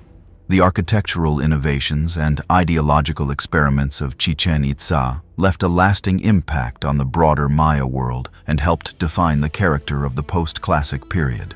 As power faded at Chichen Itza, it did not vanish, it relocated. New centers, especially Mayapan, rose to fill the vacuum, continuing the tradition of shared rule and regional confederation.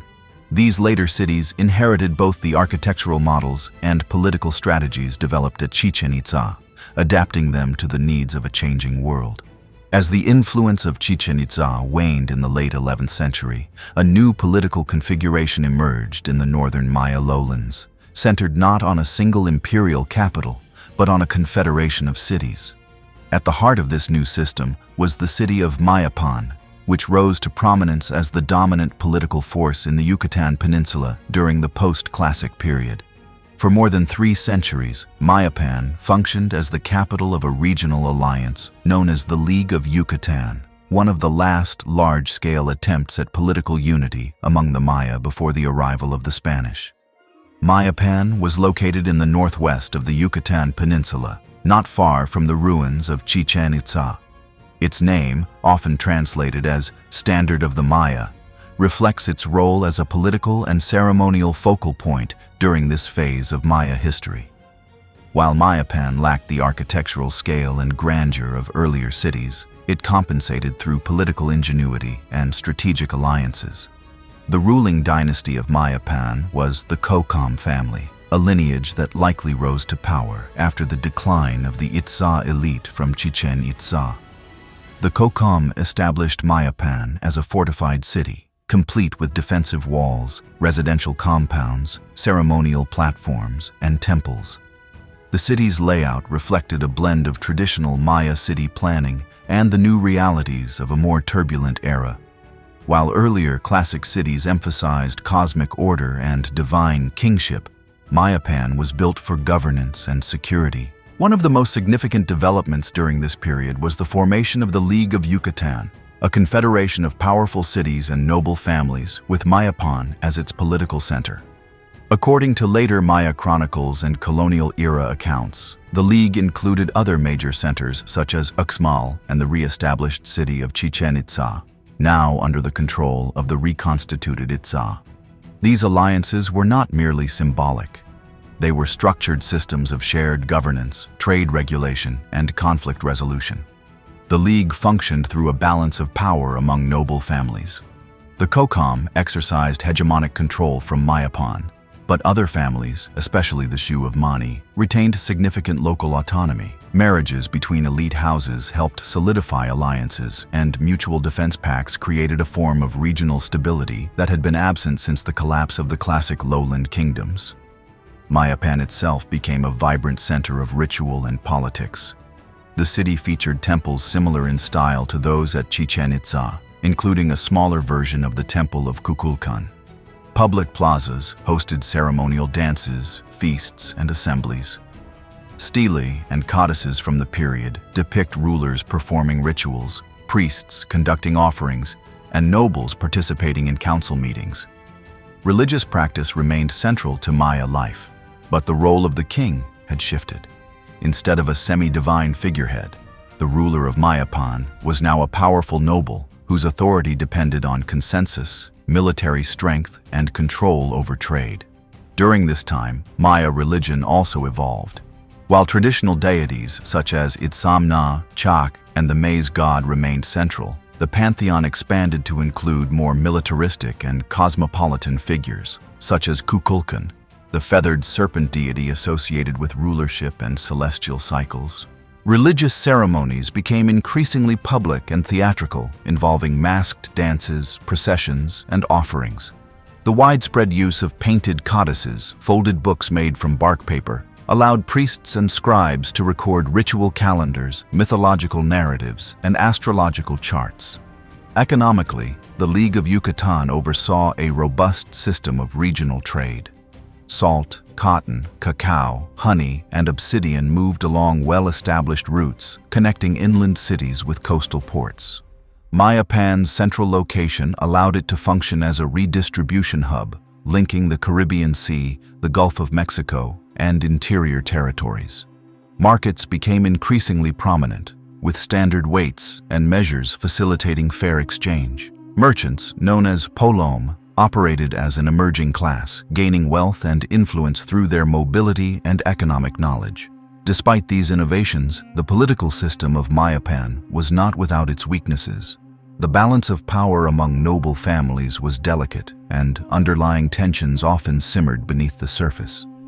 By the 14th century, rivalries between the Kokam and Shu dynasties intensified, threatening the cohesion of the League.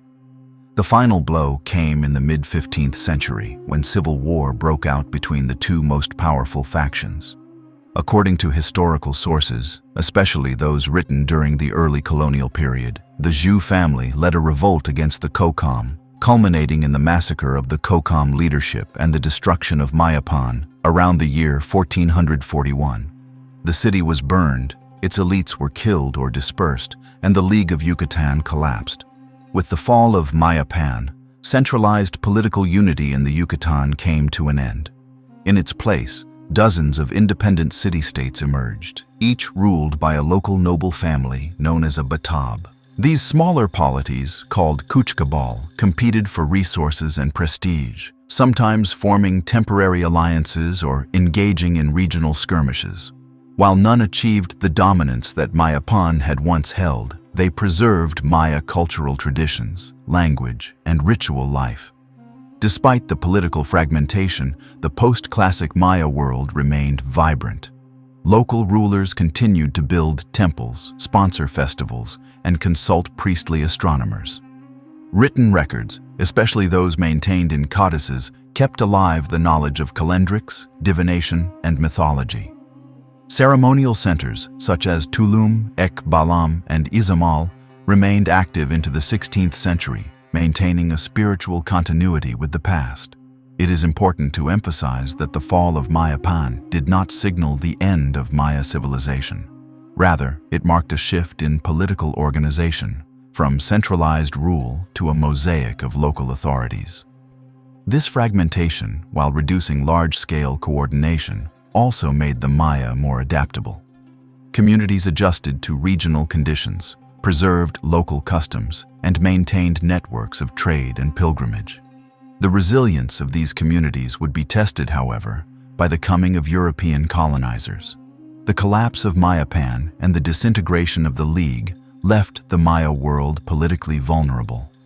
When the Spanish arrived in the early 16th century, they encountered a region divided into competing city-states, many of which were willing to form alliances with the newcomers in order to settle old scores. This fragmentation, combined with the military tactics and diseases brought by the Spanish, would shape the course of the conquest in ways both immediate and lasting. Yet even in the face of such profound disruption, the legacy of Mayapan and the League of Yucatan endured. The memory of unity, the resilience of shared cultural institutions, and the knowledge preserved in Maya codices continued to influence Maya identity for generations. By the beginning of the 16th century, the Maya world was politically fragmented, but still culturally resilient. Dozens of independent city-states, or Kuchkabalab, dotted the Yucatan Peninsula. These were governed by noble houses, each led by a batab, or local chief. And while they no longer united under a centralized kingdom, they maintained deep-rooted traditions, religious ceremonies, calendrical knowledge, and vibrant local economies. It was into this complex and still-living civilization that the Spanish entered, armed with steel, driven by faith, and intent on conquest.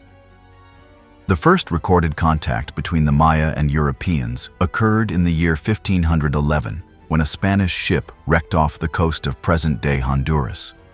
Among the survivors were two Spaniards who would go on to play pivotal roles in the unfolding drama, Jerónimo de Aguilar and Gonzalo Guerrero. Captured by the Maya, they were held as slaves by local lords. Over time, their paths diverged dramatically, each symbolizing a different response to conquest. Jerónimo de Aguilar, a Franciscan friar, maintained his Christian faith and awaited rescue. He would later serve Hernán Cortés as an interpreter during the conquest of the Aztec Empire, helping to mediate between Spanish and indigenous worlds.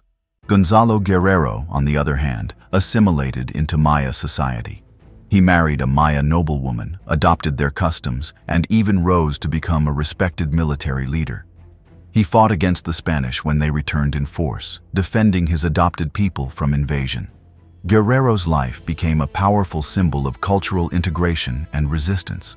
These early encounters were followed by sporadic contact throughout the second decade of the 16th century. Spanish expeditions, led by Francisco Hernández de Córdoba in 1517 and Juan de Grijalva in 1518, made landfall along the Yucatan coast. They reported sophisticated settlements, organized governments, and resistance from local warriors. The Spanish recognized the strategic and economic potential of the region, but also the difficulty of subjugating a politically divided yet fiercely independent population. The full-scale campaign to conquer the Maya began under the leadership of Francisco de Montejo, a seasoned soldier who had participated in the conquest of Mexico under Cortés. In 1527, Montejo received a royal commission to claim Yucatan for the Spanish crown. His first expedition landed on the eastern coast and encountered immediate resistance. The Maya did not see the Spanish as supernatural beings, as had initially happened in central Mexico, but rather as foreign warriors who could be fought and, if needed, repelled. Montejo's initial efforts were met with fierce opposition. Harsh terrain, disease, food shortages, and Maya ambushes weakened his forces. Attempts to establish a permanent settlement failed. After several years of setbacks, he returned to Mexico to regroup, leaving behind a small and vulnerable garrison. Undeterred, Montejo launched a second campaign in the early 1530s. This time he focused on the western Yucatan, where he hoped to use diplomacy and strategic alliances to gain a foothold. He distributed encomiendas, grants of land and labor, to loyal soldiers and sought to pacify local Maya lords through negotiation. Yet resistance continued, especially from cities like Chetumal and Champoton, whose leaders viewed the Spanish as a threat to their autonomy and religious traditions. One of the most effective Spanish strategies during this period was the exploitation of Maya political rivalries. Montejo and his allies sought to divide the Maya by allying with certain factions against others. In a world where interpolity conflict had long been part of political life, some Maya lords saw short-term advantage in cooperating with the Spanish. This allowed Montejo's forces to gain crucial support, but it also ensured that conquest would be partial, uneven, and drawn out over decades. The Spanish also introduced a new ideological framework. Accompanied by missionaries, they sought to convert the Maya to Christianity. Temples were destroyed or repurposed, idols burned, and Catholic symbols erected in their place. Resistance to this religious imposition was widespread, as it directly attacked the spiritual core of Maya life. Yet some Maya communities incorporated Christian symbols into their own religious practices, creating a hybrid form of spirituality that preserved indigenous meanings under new forms. By the mid-1530s, Montejo had succeeded in establishing a Spanish presence in Yucatan, including the foundation of towns such as Campeche and Mérida. These settlements served as administrative centers and symbols of royal authority, but control over the broader countryside remained tenuous. Many Maya communities continued to resist Spanish rule through passive defiance, migration into remote areas, and periodic rebellion. The Maya response to Spanish incursion was not uniform. Some communities negotiated terms, seeking to maintain a degree of autonomy. Others chose flight over submission, retreating into forested or mountainous regions. Still others engaged in open warfare, using guerrilla tactics to harass Spanish forces. The legacy of these choices would shape Maya history for centuries, influencing patterns of settlement, political resistance, and cultural survival. By the year 1540, after more than a decade of struggle, the Spanish had established nominal control over large portions of the northern Yucatan Peninsula. However, this was far from complete domination.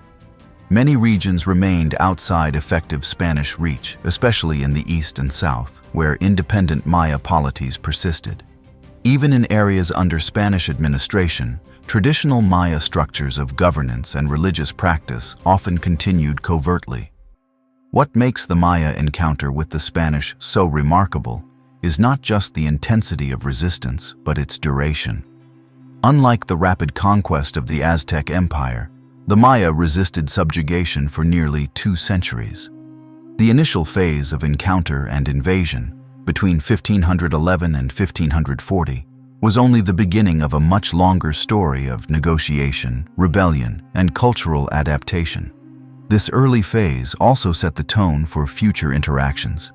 Spanish authority would continue to rely on a mix of force, diplomacy, and religious conversion. The Maya would continue to resist, adapt, and assert their identity in the face of profound disruption. What emerged was not a simple narrative of conquest, but a complex and often contradictory process of cultural collision and survival. The early encounters between the Spanish and the Maya, filled with resistance and negotiation, were only the beginning of a prolonged and grueling campaign of conquest. Unlike the swift fall of the Aztec Empire in central Mexico, the Maya resisted Spanish domination for more than a century and a half. Their decentralized political structure, dense geography, and enduring cultural identity allowed them to wage a tenacious defense. But by the end of the 17th century, even the last Maya strongholds would be forcibly brought under Spanish control. After establishing a foothold in the northern Yucatan during the 1530s, the Spanish began to expand their control into the interior and southern lowlands. However, the fragmented nature of Maya politics, once a vulnerability, now became a strength. With no single capital to conquer and no emperor to capture, the Spanish faced a mosaic of fiercely independent polities, each capable of its own form of resistance. In the region now known as the Petén Basin of northern Guatemala, this resistance was especially fierce. The Petén was home to several powerful Maya groups, most notably the Itzá, who had re-established themselves at Nopetén, an island city on Lake Petén Itzá. Surrounded by water, the Itzá capital was easily defended and inaccessible to large Spanish forces. The Itzá maintained their independence long after most other Mesoamerican polities had fallen. Their leaders rejected Christianity, retained traditional rituals, and used diplomacy, trade, and threats to manage relations with encroaching colonial powers. Throughout the 16th and 17th centuries, Spanish authorities in Mérida and Guatemala City made repeated attempts to bring the Itzá under control through both military campaigns and missionary efforts. Franciscan friars were sent to convert the Itzá, often with tragic results. In the year 1611, a group of missionaries was killed after entering the city of Neuquén uninvited. Their deaths only intensified the determination of Spanish officials to subjugate the region. The Spanish strategy included building a ring of fortified outposts around the Petén Basin. They aimed to cut off the Itzá from their allies and disrupt their access to trade and supplies. This included establishing settlements at strategic locations such as Bacalar, Salamanca de Bacalar, and Santiago de los Caballeros de Guatemala. Despite these efforts, the Itzá continued to resist, relying on the swampy terrain, dense jungle, and deep local knowledge to evade capture. In the highlands of Guatemala and Chiapas, other Maya groups also engaged in long-term resistance. Some revolts were sparked by forced labor under the encomienda system, while others were responses to missionary attempts to dismantle traditional religious structures. Throughout the 16th century, the Maya used flight, sabotage, and coordinated rebellion to defend their communities. In some cases, entire villages relocated to remote areas to avoid Spanish oversight. One of the most remarkable aspects of this era was the adaptability of Maya resistance. While some groups chose armed conflict, others used negotiation to maintain partial autonomy. Local leaders would sometimes agree to baptism or tribute payments in exchange for relative peace. Spanish administrators, stretched thin and operating in unfamiliar territory, were often forced to accept these compromises. But as the 17th century progressed, the Spanish intensified their campaigns, deploying larger forces and more aggressive tactics. In the 1690s, the final phase of conquest began in earnest. The Spanish governor of Yucatan, Martín de Ursúa y Arizmendi, was determined to bring the last independent Maya kingdom, the Itzá of Neuquén, under Spanish control once and for all. Ursúa prepared carefully. Rather than relying solely on missionaries or fragmented expeditions, he assembled a well-supplied army and coordinated efforts by land and water. In 1697, he launched a full-scale invasion of the Petén region, advancing steadily toward Lake Petén Itzá. The Spanish forces included soldiers, native allies from central Mexico and Yucatan, and Franciscan friars tasked with spiritual conquest. The Itzá prepared for battle, fortifying their island capital and calling upon surrounding communities for support. However, the numerical and technological superiority of the Spanish proved overwhelming. Cannons, firearms, and armored cavalry were devastating against the Maya warriors, who fought bravely with spears, bows, and stone weapons. After a brief but violent confrontation, the Spanish forces captured Neuquén in March of 1697. The fall of Neuquén marked the end of independent Maya rule in Mesoamerica. With the defeat of the Itzá, the last autonomous Maya kingdom was brought under Spanish control. It had taken the Spanish nearly 2 centuries to complete their conquest of the Maya world, a testament to the endurance and complexity of Maya civilization. Following the conquest, the Spanish imposed their institutions across the Petén and beyond. Churches replaced temples, native leaders were displaced or subordinated, and Maya communities were forcibly relocated into centralized towns, known as reducciones. These settlements were designed to facilitate taxation, labor extraction, and Christianization. The traditional calendar was outlawed, codices were destroyed, and Maya ceremonial practices were condemned as idolatry. Yet, despite the violence and repression, Maya culture survived. In remote villages, old rituals continued in secret. Traditional healing practices, agricultural cycles, and oral histories persisted under the surface of colonial rule. In some cases, Maya cosmology was subtly merged with Catholic iconography, creating new syncretic expressions of faith. The memory of resistance also endured. Figures such as Gonzalo Guerrero and the last Itzá kings became part of Maya historical consciousness, symbols of defiance and resilience. Families passed down stories of the old kingdoms, the sacred cities, and the long fight for freedom. Moreover, the physical landscape retained its memory. Abandoned cities like Tikal, Uxmal, and Palenque were not forgotten. Pilgrims continued to visit these ancient sites, leaving offerings and prayers. They remained sacred spaces, even as they became overgrown with jungle and shrouded in mystery. The conquest of the Maya was not a single event, but a long, drawn-out struggle that revealed both the strengths and the vulnerabilities of an enduring civilization. The Maya adapted to new realities while preserving deep-rooted cultural foundations.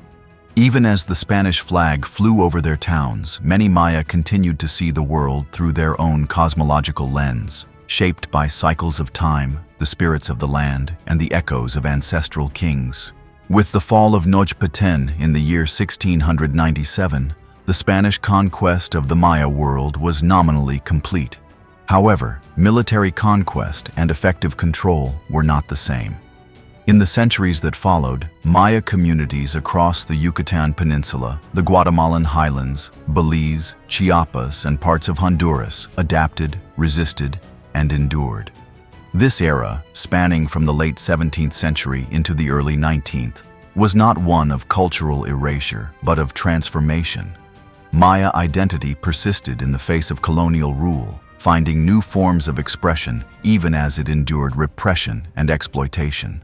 Spanish colonial administration imposed a rigid hierarchy across the former Maya territories. Encomiendas, repartimientos, and later hacienda systems forced Maya communities into labor regimes that supplied wealth to colonial elites. Churches were built atop sacred sites, Christian festivals replaced ancient calendrical ceremonies, and indigenous governance structures were reshaped to serve Spanish interests. Colonial authorities sought to convert, control, and categorize the Maya. But the Maya had other plans. One of the most important tools of Spanish colonial governance was the reducciones system, in which indigenous populations were resettled into compact towns, overseen by clergy and crown officials. These towns, often centered on a church plaza, were designed to facilitate conversion, tribute collection, and surveillance. However, many Maya people continued to flee into remote forests and hills, forming Cimarron communities where traditional life could be preserved beyond colonial oversight. While outward signs of Spanish authority became widespread, crosses, saints, and Spanish language schools, the inner world of many Maya communities remained deeply indigenous.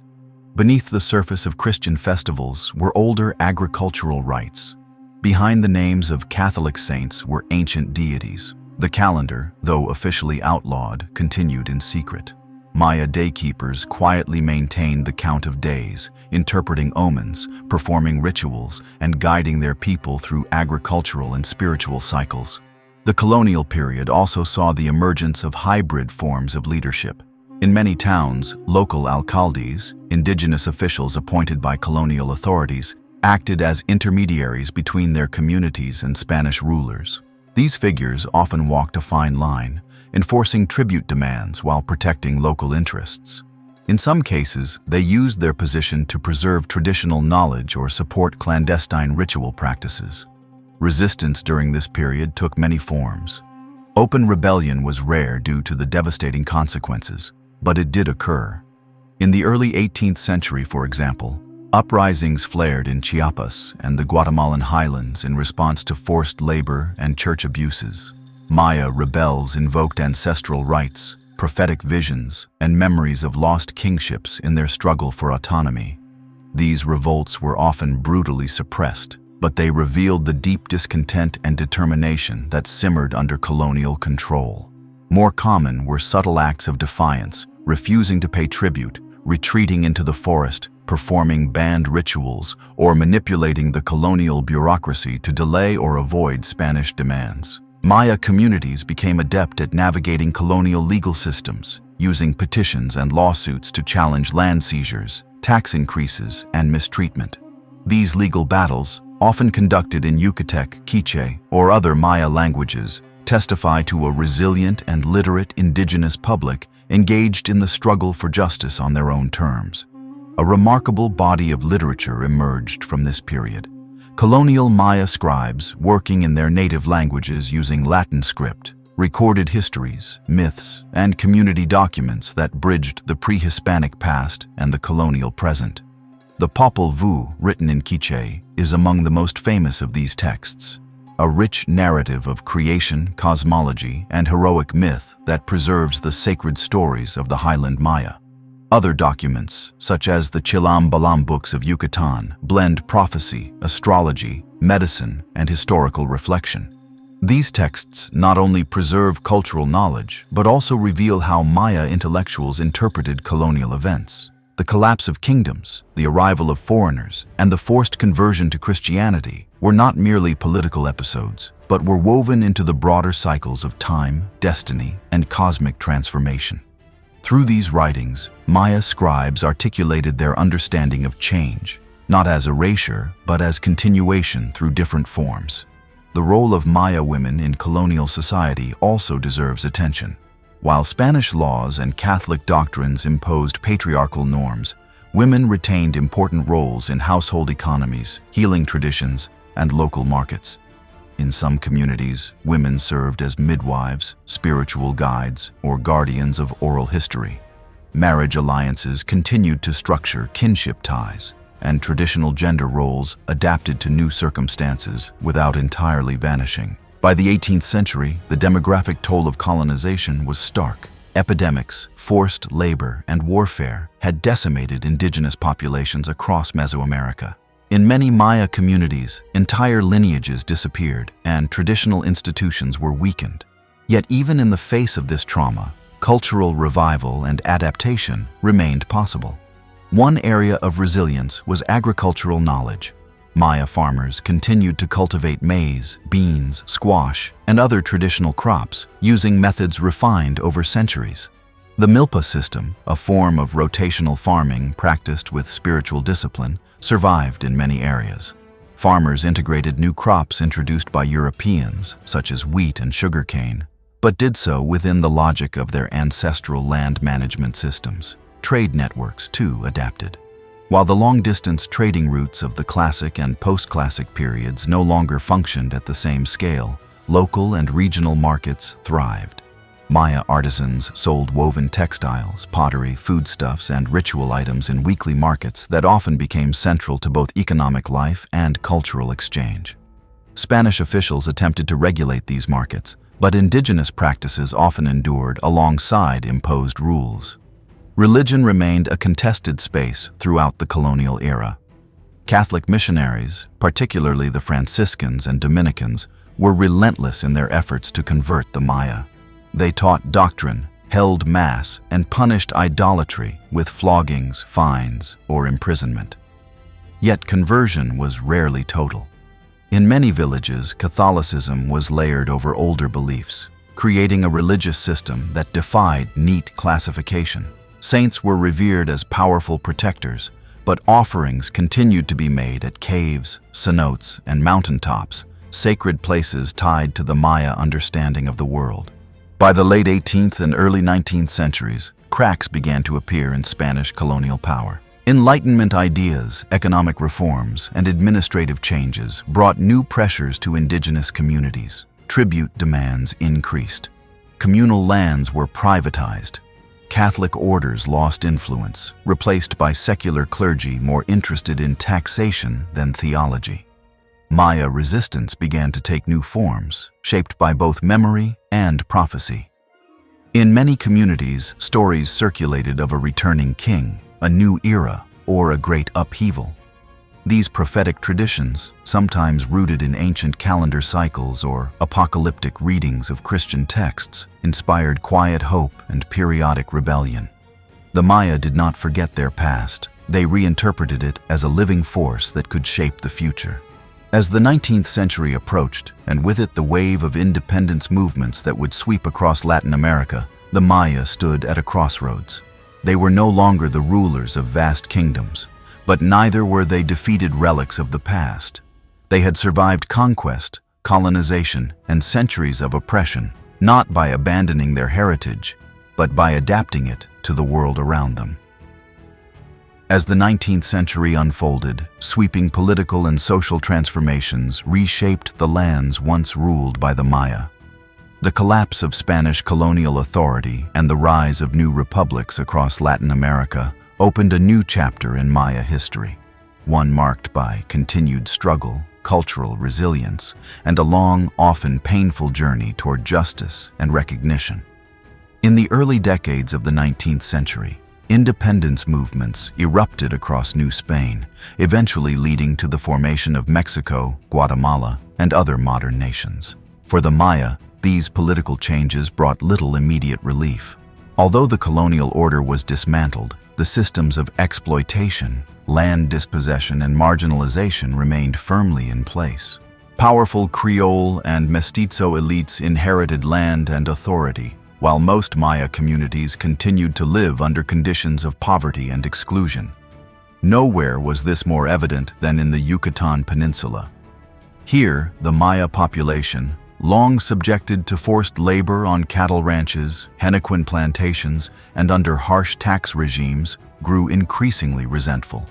By the mid-19th century, tensions exploded into one of the most significant indigenous uprisings in the Americas, the Caste War of Yucatan. Beginning in the year 1847, the Caste War was both a rebellion and a social revolution. Led by Maya leaders such as Cecilio Chi and Jacinto Pat, thousands of Maya fighters rose against the Yucateco elite, attacking towns, reclaiming lands, and asserting their autonomy. The movement spread rapidly, fueled by decades of oppression and the promise of a restored Maya world. For a time, the rebels captured vast areas of the peninsula, forcing non-indigenous populations to flee or submit. The rebellion was deeply spiritual as well as political. In the Maya communities that joined the uprising, traditional rituals and prophecies took on renewed significance. Perhaps the most remarkable symbol of this spiritual revival was the talking cross, La Cruz Parlante, a sacred object believed to speak to its followers and guide their resistance. From a shrine in the forested town of Chan Santa Cruz, messages from the talking cross sustained the morale of rebel fighters and offered divine sanction for their struggle. Although the caste war eventually lost momentum, due in part to military intervention by the Mexican state, British interests in neighboring Belize, and internal divisions among Maya groups, it persisted in various forms for more than 50 years. In some regions, de facto Maya independence endured well into the 20th century, as isolated communities retained control of their lands and practices long after official hostilities had ceased. Beyond Yucatan, other Maya communities in Guatemala, Chiapas, and Belize faced different challenges. In Guatemala, the rise of liberal governments in the late 19th century led to large-scale land seizures as indigenous communal holdings were privatized and handed to Ladino elites and foreign companies. Coffee plantations expanded, pushing Maya farmers off their ancestral lands and subjecting them to exploitative labor systems. Under these pressures, Maya traditions adapted. In the highlands of Guatemala, weaving, agriculture, language, and spirituality continued as core elements of daily life. At the same time, the Maya faced growing cultural stigmatization. Ladino society often regarded indigenous customs as backward, and efforts at forced assimilation intensified. Schools discouraged the use of Maya languages, and public policy promoted mestizaje, racial and cultural mixing, as the ideal for national identity. In Chiapas, the story was similar. Maya-speaking communities such as the Tzotzil and Celtal found themselves increasingly marginalized in a rapidly modernizing Mexican state. Political representation was limited, infrastructure was neglected, and land inequality deepened. Yet these communities retained rich traditions of self-governance, religious syncretism, and cultural continuity, often resisting state authority through quiet autonomy and periodic protest. The 20th century brought both devastation and awakening. In Guatemala, a brutal civil war erupted in the 1960s, lasting more than 3 decades. The conflict pitted leftist guerrillas against a US-backed military regime, but the Maya, particularly in the highlands, suffered the most. Military campaigns targeted indigenous communities accused of supporting insurgents.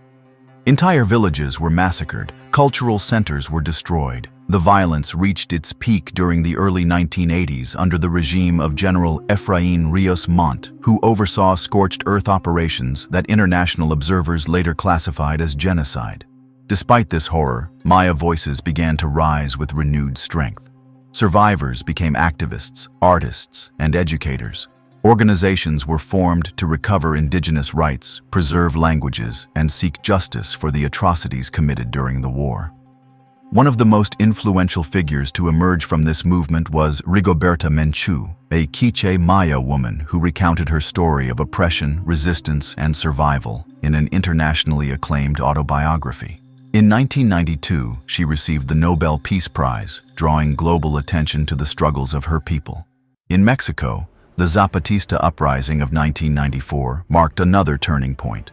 Led by the Ejército Zapatista de Liberación Nacional, EZLN, a movement rooted in the Maya communities of Chiapas, the rebellion called for indigenous autonomy, land reform, and dignity. Although the uprising was largely symbolic, it sparked a global dialogue about indigenous rights, neoliberalism, and the legacy of colonialism in Latin America. Across the Maya world, these movements inspired a broader cultural and political revival. Language revitalization programs gained momentum. Schools began teaching in Quiché, Yucatec, and other Maya languages. Traditional ceremonies returned to public spaces. Scholars, both indigenous and non-indigenous, worked to recover ancient texts, decode glyphs, and reframe history from Maya perspectives. The 21st century has seen continued progress, though challenges remain. In Guatemala, constitutional reforms have acknowledged the multicultural character of the nation, and some Maya leaders have gained positions of political influence. In Mexico, indigenous rights are enshrined in legal frameworks, though implementation is uneven. In Belize, Maya land rights have been recognized by the courts, setting important precedents for indigenous sovereignty. At the same time, threats to Maya lands and lifeways persist. Mining, logging, tourism, and agribusiness continue to encroach on sacred territories and ecological systems. Climate change, migration, and poverty impact daily life in countless communities. Yet, Maya resilience endures, grounded in traditions that have survived empires, wars, and centuries of dispossession. Today, the Maya number in the millions, living not only in Mexico, Guatemala, Belize, and Honduras, but also in diasporic communities across North America. They are teachers, farmers, artists, politicians, spiritual leaders, and students. Some walk the ancient paths of their ancestors, while others forge new identities in urban centers. But all carry forward a legacy that stretches back thousands of years. As the 19th century progressed, the once majestic cities of the ancient Maya, shrouded by jungle, vines, and centuries of silence, began to emerge again into the global imagination. This rediscovery was not merely about finding ruins, it was about rewriting the narrative of a civilization long misunderstood. Through exploration, excavation, and, most importantly, the contributions of modern Maya communities themselves, the story of the Maya has been revived and reclaimed in powerful and enduring ways. The first wave of rediscovery began with explorers and adventurers who, driven by curiosity and the spirit of the Romantic era, traveled into the dense forests of southern Mexico, Guatemala, and Honduras in search of ancient wonders.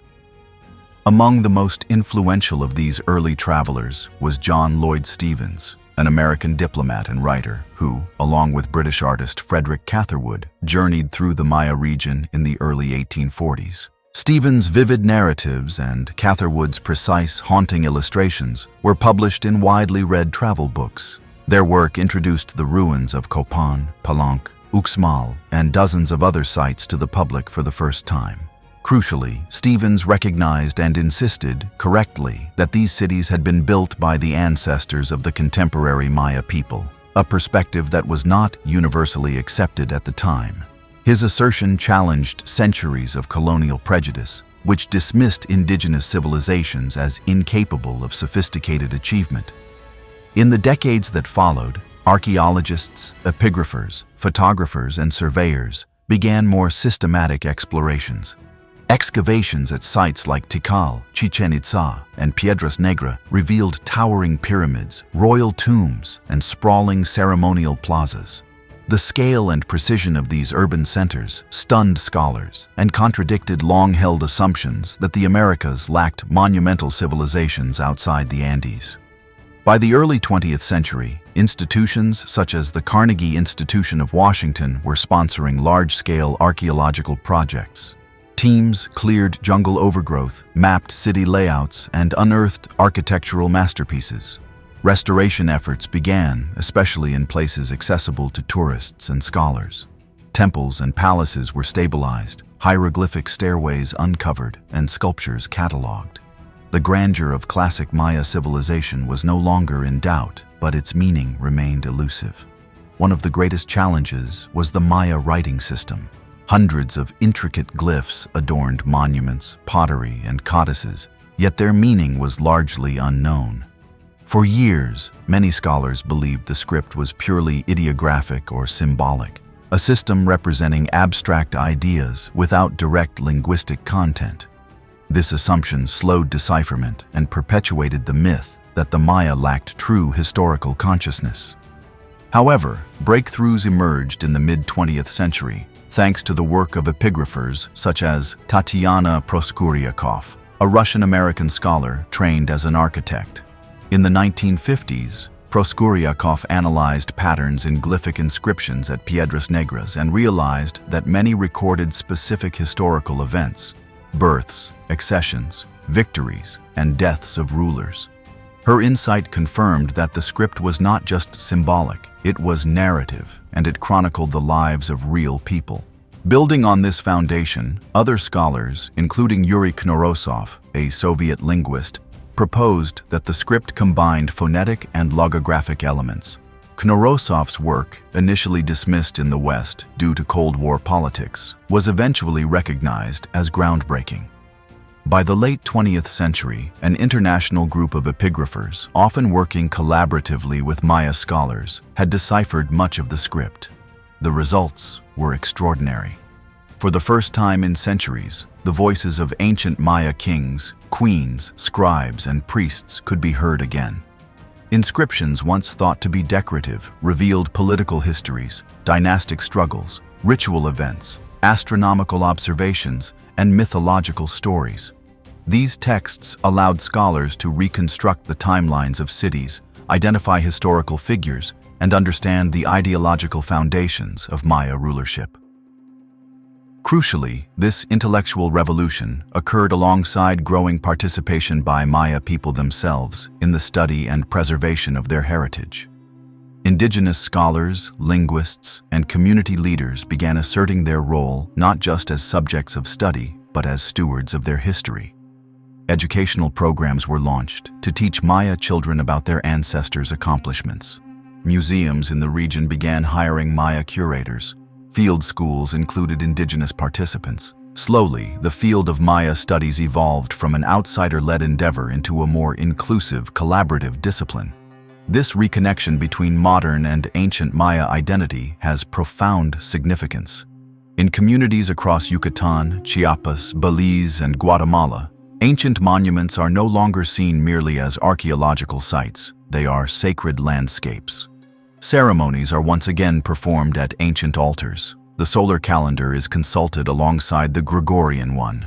The Popol Vuh and the books of Chilambalam are read not only in universities but in villages where the old stories still resonate.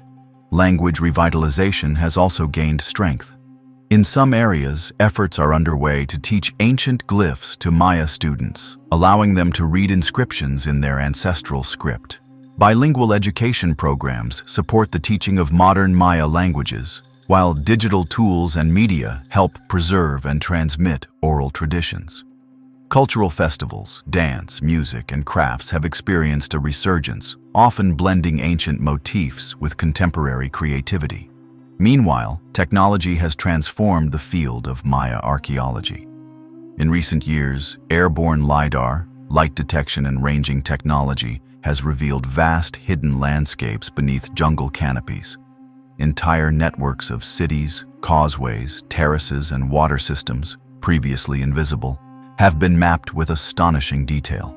These discoveries have expanded our understanding of the scale and sophistication of Maya civilization, showing that it was far more interconnected and densely populated than once believed. Collaborations between archaeologists, indigenous communities, and governments have also led to improved site conservation. While looting and illegal trade of artifacts remain challenges, greater awareness and legal protections have helped protect cultural heritage. Some former looters have even been retrained as site guardians and tour guides, contributing to both preservation and economic development. In popular culture, the Maya continue to inspire fascination. From documentaries and museum exhibitions to novels and films, their legacy has been reimagined for new audiences. However, popular portrayals are not always accurate. Apocalyptic myths about the Maya calendar, for instance, have circulated widely, especially around the year 2012, but often distort the true meaning of Maya timekeeping, which emphasizes cycles, not cataclysm. What is clear today is that the Maya civilization was not lost.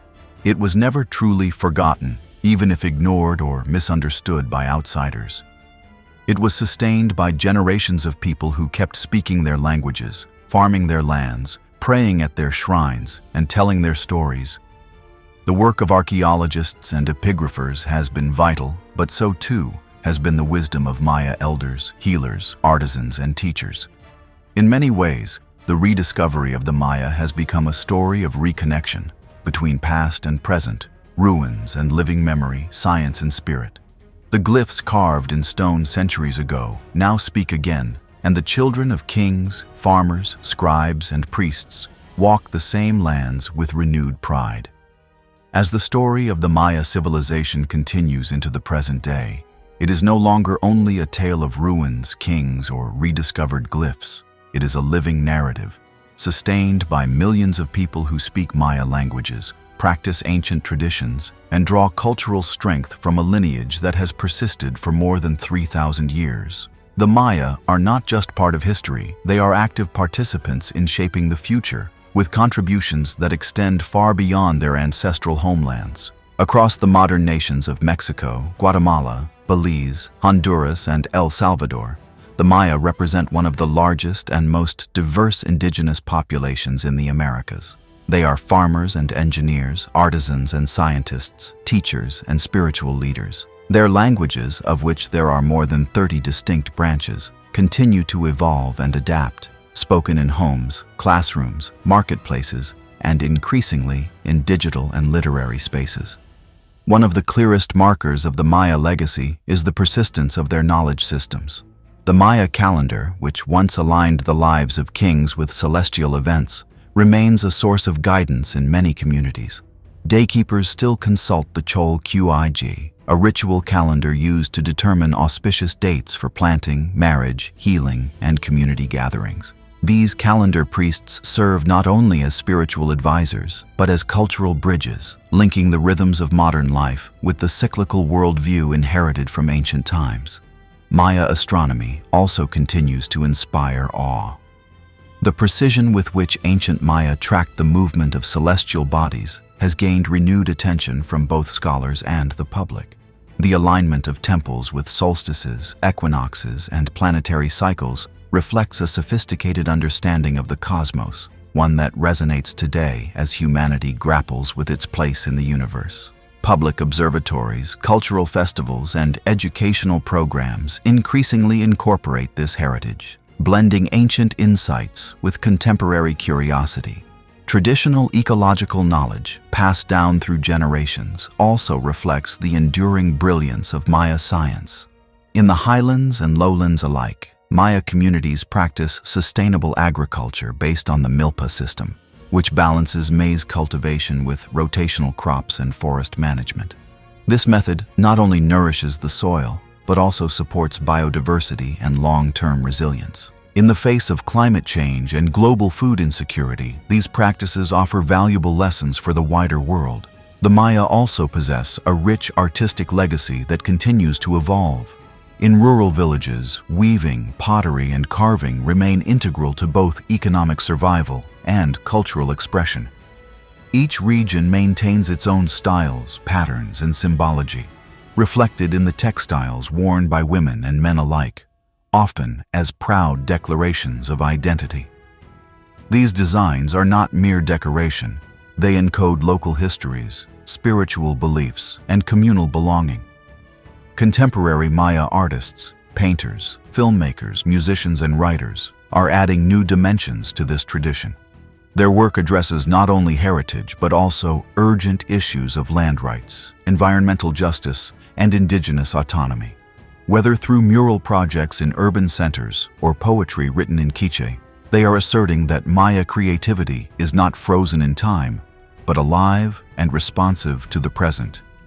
This legacy is also political. The long struggle for recognition and equality has shaped the social landscape of modern Central America and southern Mexico. Maya movements have led landmark legal efforts to secure land tenure, linguistic rights, and cultural preservation.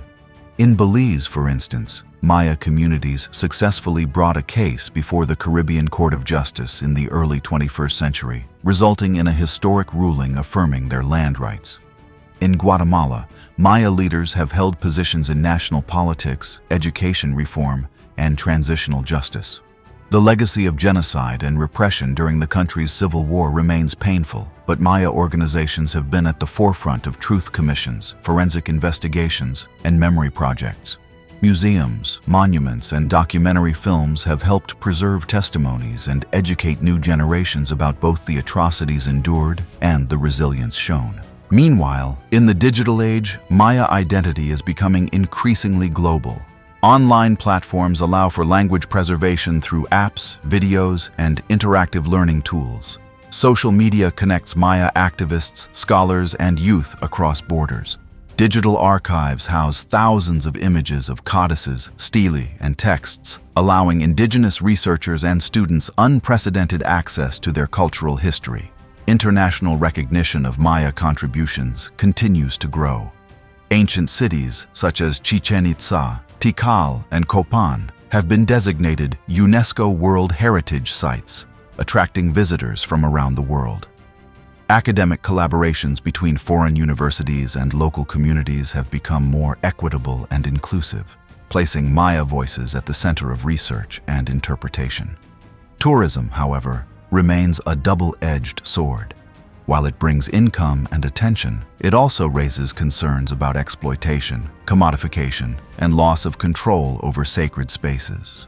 Maya communities are increasingly asserting their right to manage their heritage sites and to benefit directly from the knowledge and beauty they offer to the world.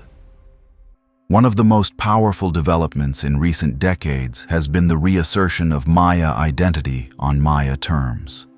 No longer defined solely by anthropologists or historians, the Maya are telling their own stories through books, films, education, and activism. This act of narrative sovereignty is perhaps the greatest legacy of all, a people who have endured conquest, collapse, colonization, and modernization, yet continue to define themselves with dignity, memory, and hope. Educational institutions across the region are gradually incorporating Maya history and perspectives into curricula. Children now learn not only about European explorers, but about Maya philosophers, scientists, and leaders. Efforts are underway to train teachers who speak Maya languages and to develop textbooks that reflect indigenous epistemologies. These changes, though uneven and contested, mark a shift toward a more inclusive and accurate understanding of the past. At the global level, the Maya have become a symbol of indigenous strength and continuity. Their story challenges narratives of extinction and disappearance. It invites a reconsideration of what civilization means, not merely monumental architecture or political conquest, but sustainable knowledge, spiritual depth, and cultural endurance. For more than 3 millennia, the Maya have navigated cycles of rise and fall, visibility and erasure, loss and resurgence. Their temples may weather with time, their cities may lie buried beneath the earth, but their spirit remains embedded in the languages, ceremonies, and lives of the people who still call themselves Maya. As this journey through history draws to a close, we are reminded that the Maya story is far from over. It lives on, in maize fields and classrooms, in coded textiles and digital tablets, in whispered prayers and public protests. It is a story that spans continents and centuries. A story of survival, a story of rebirth, a story still being written.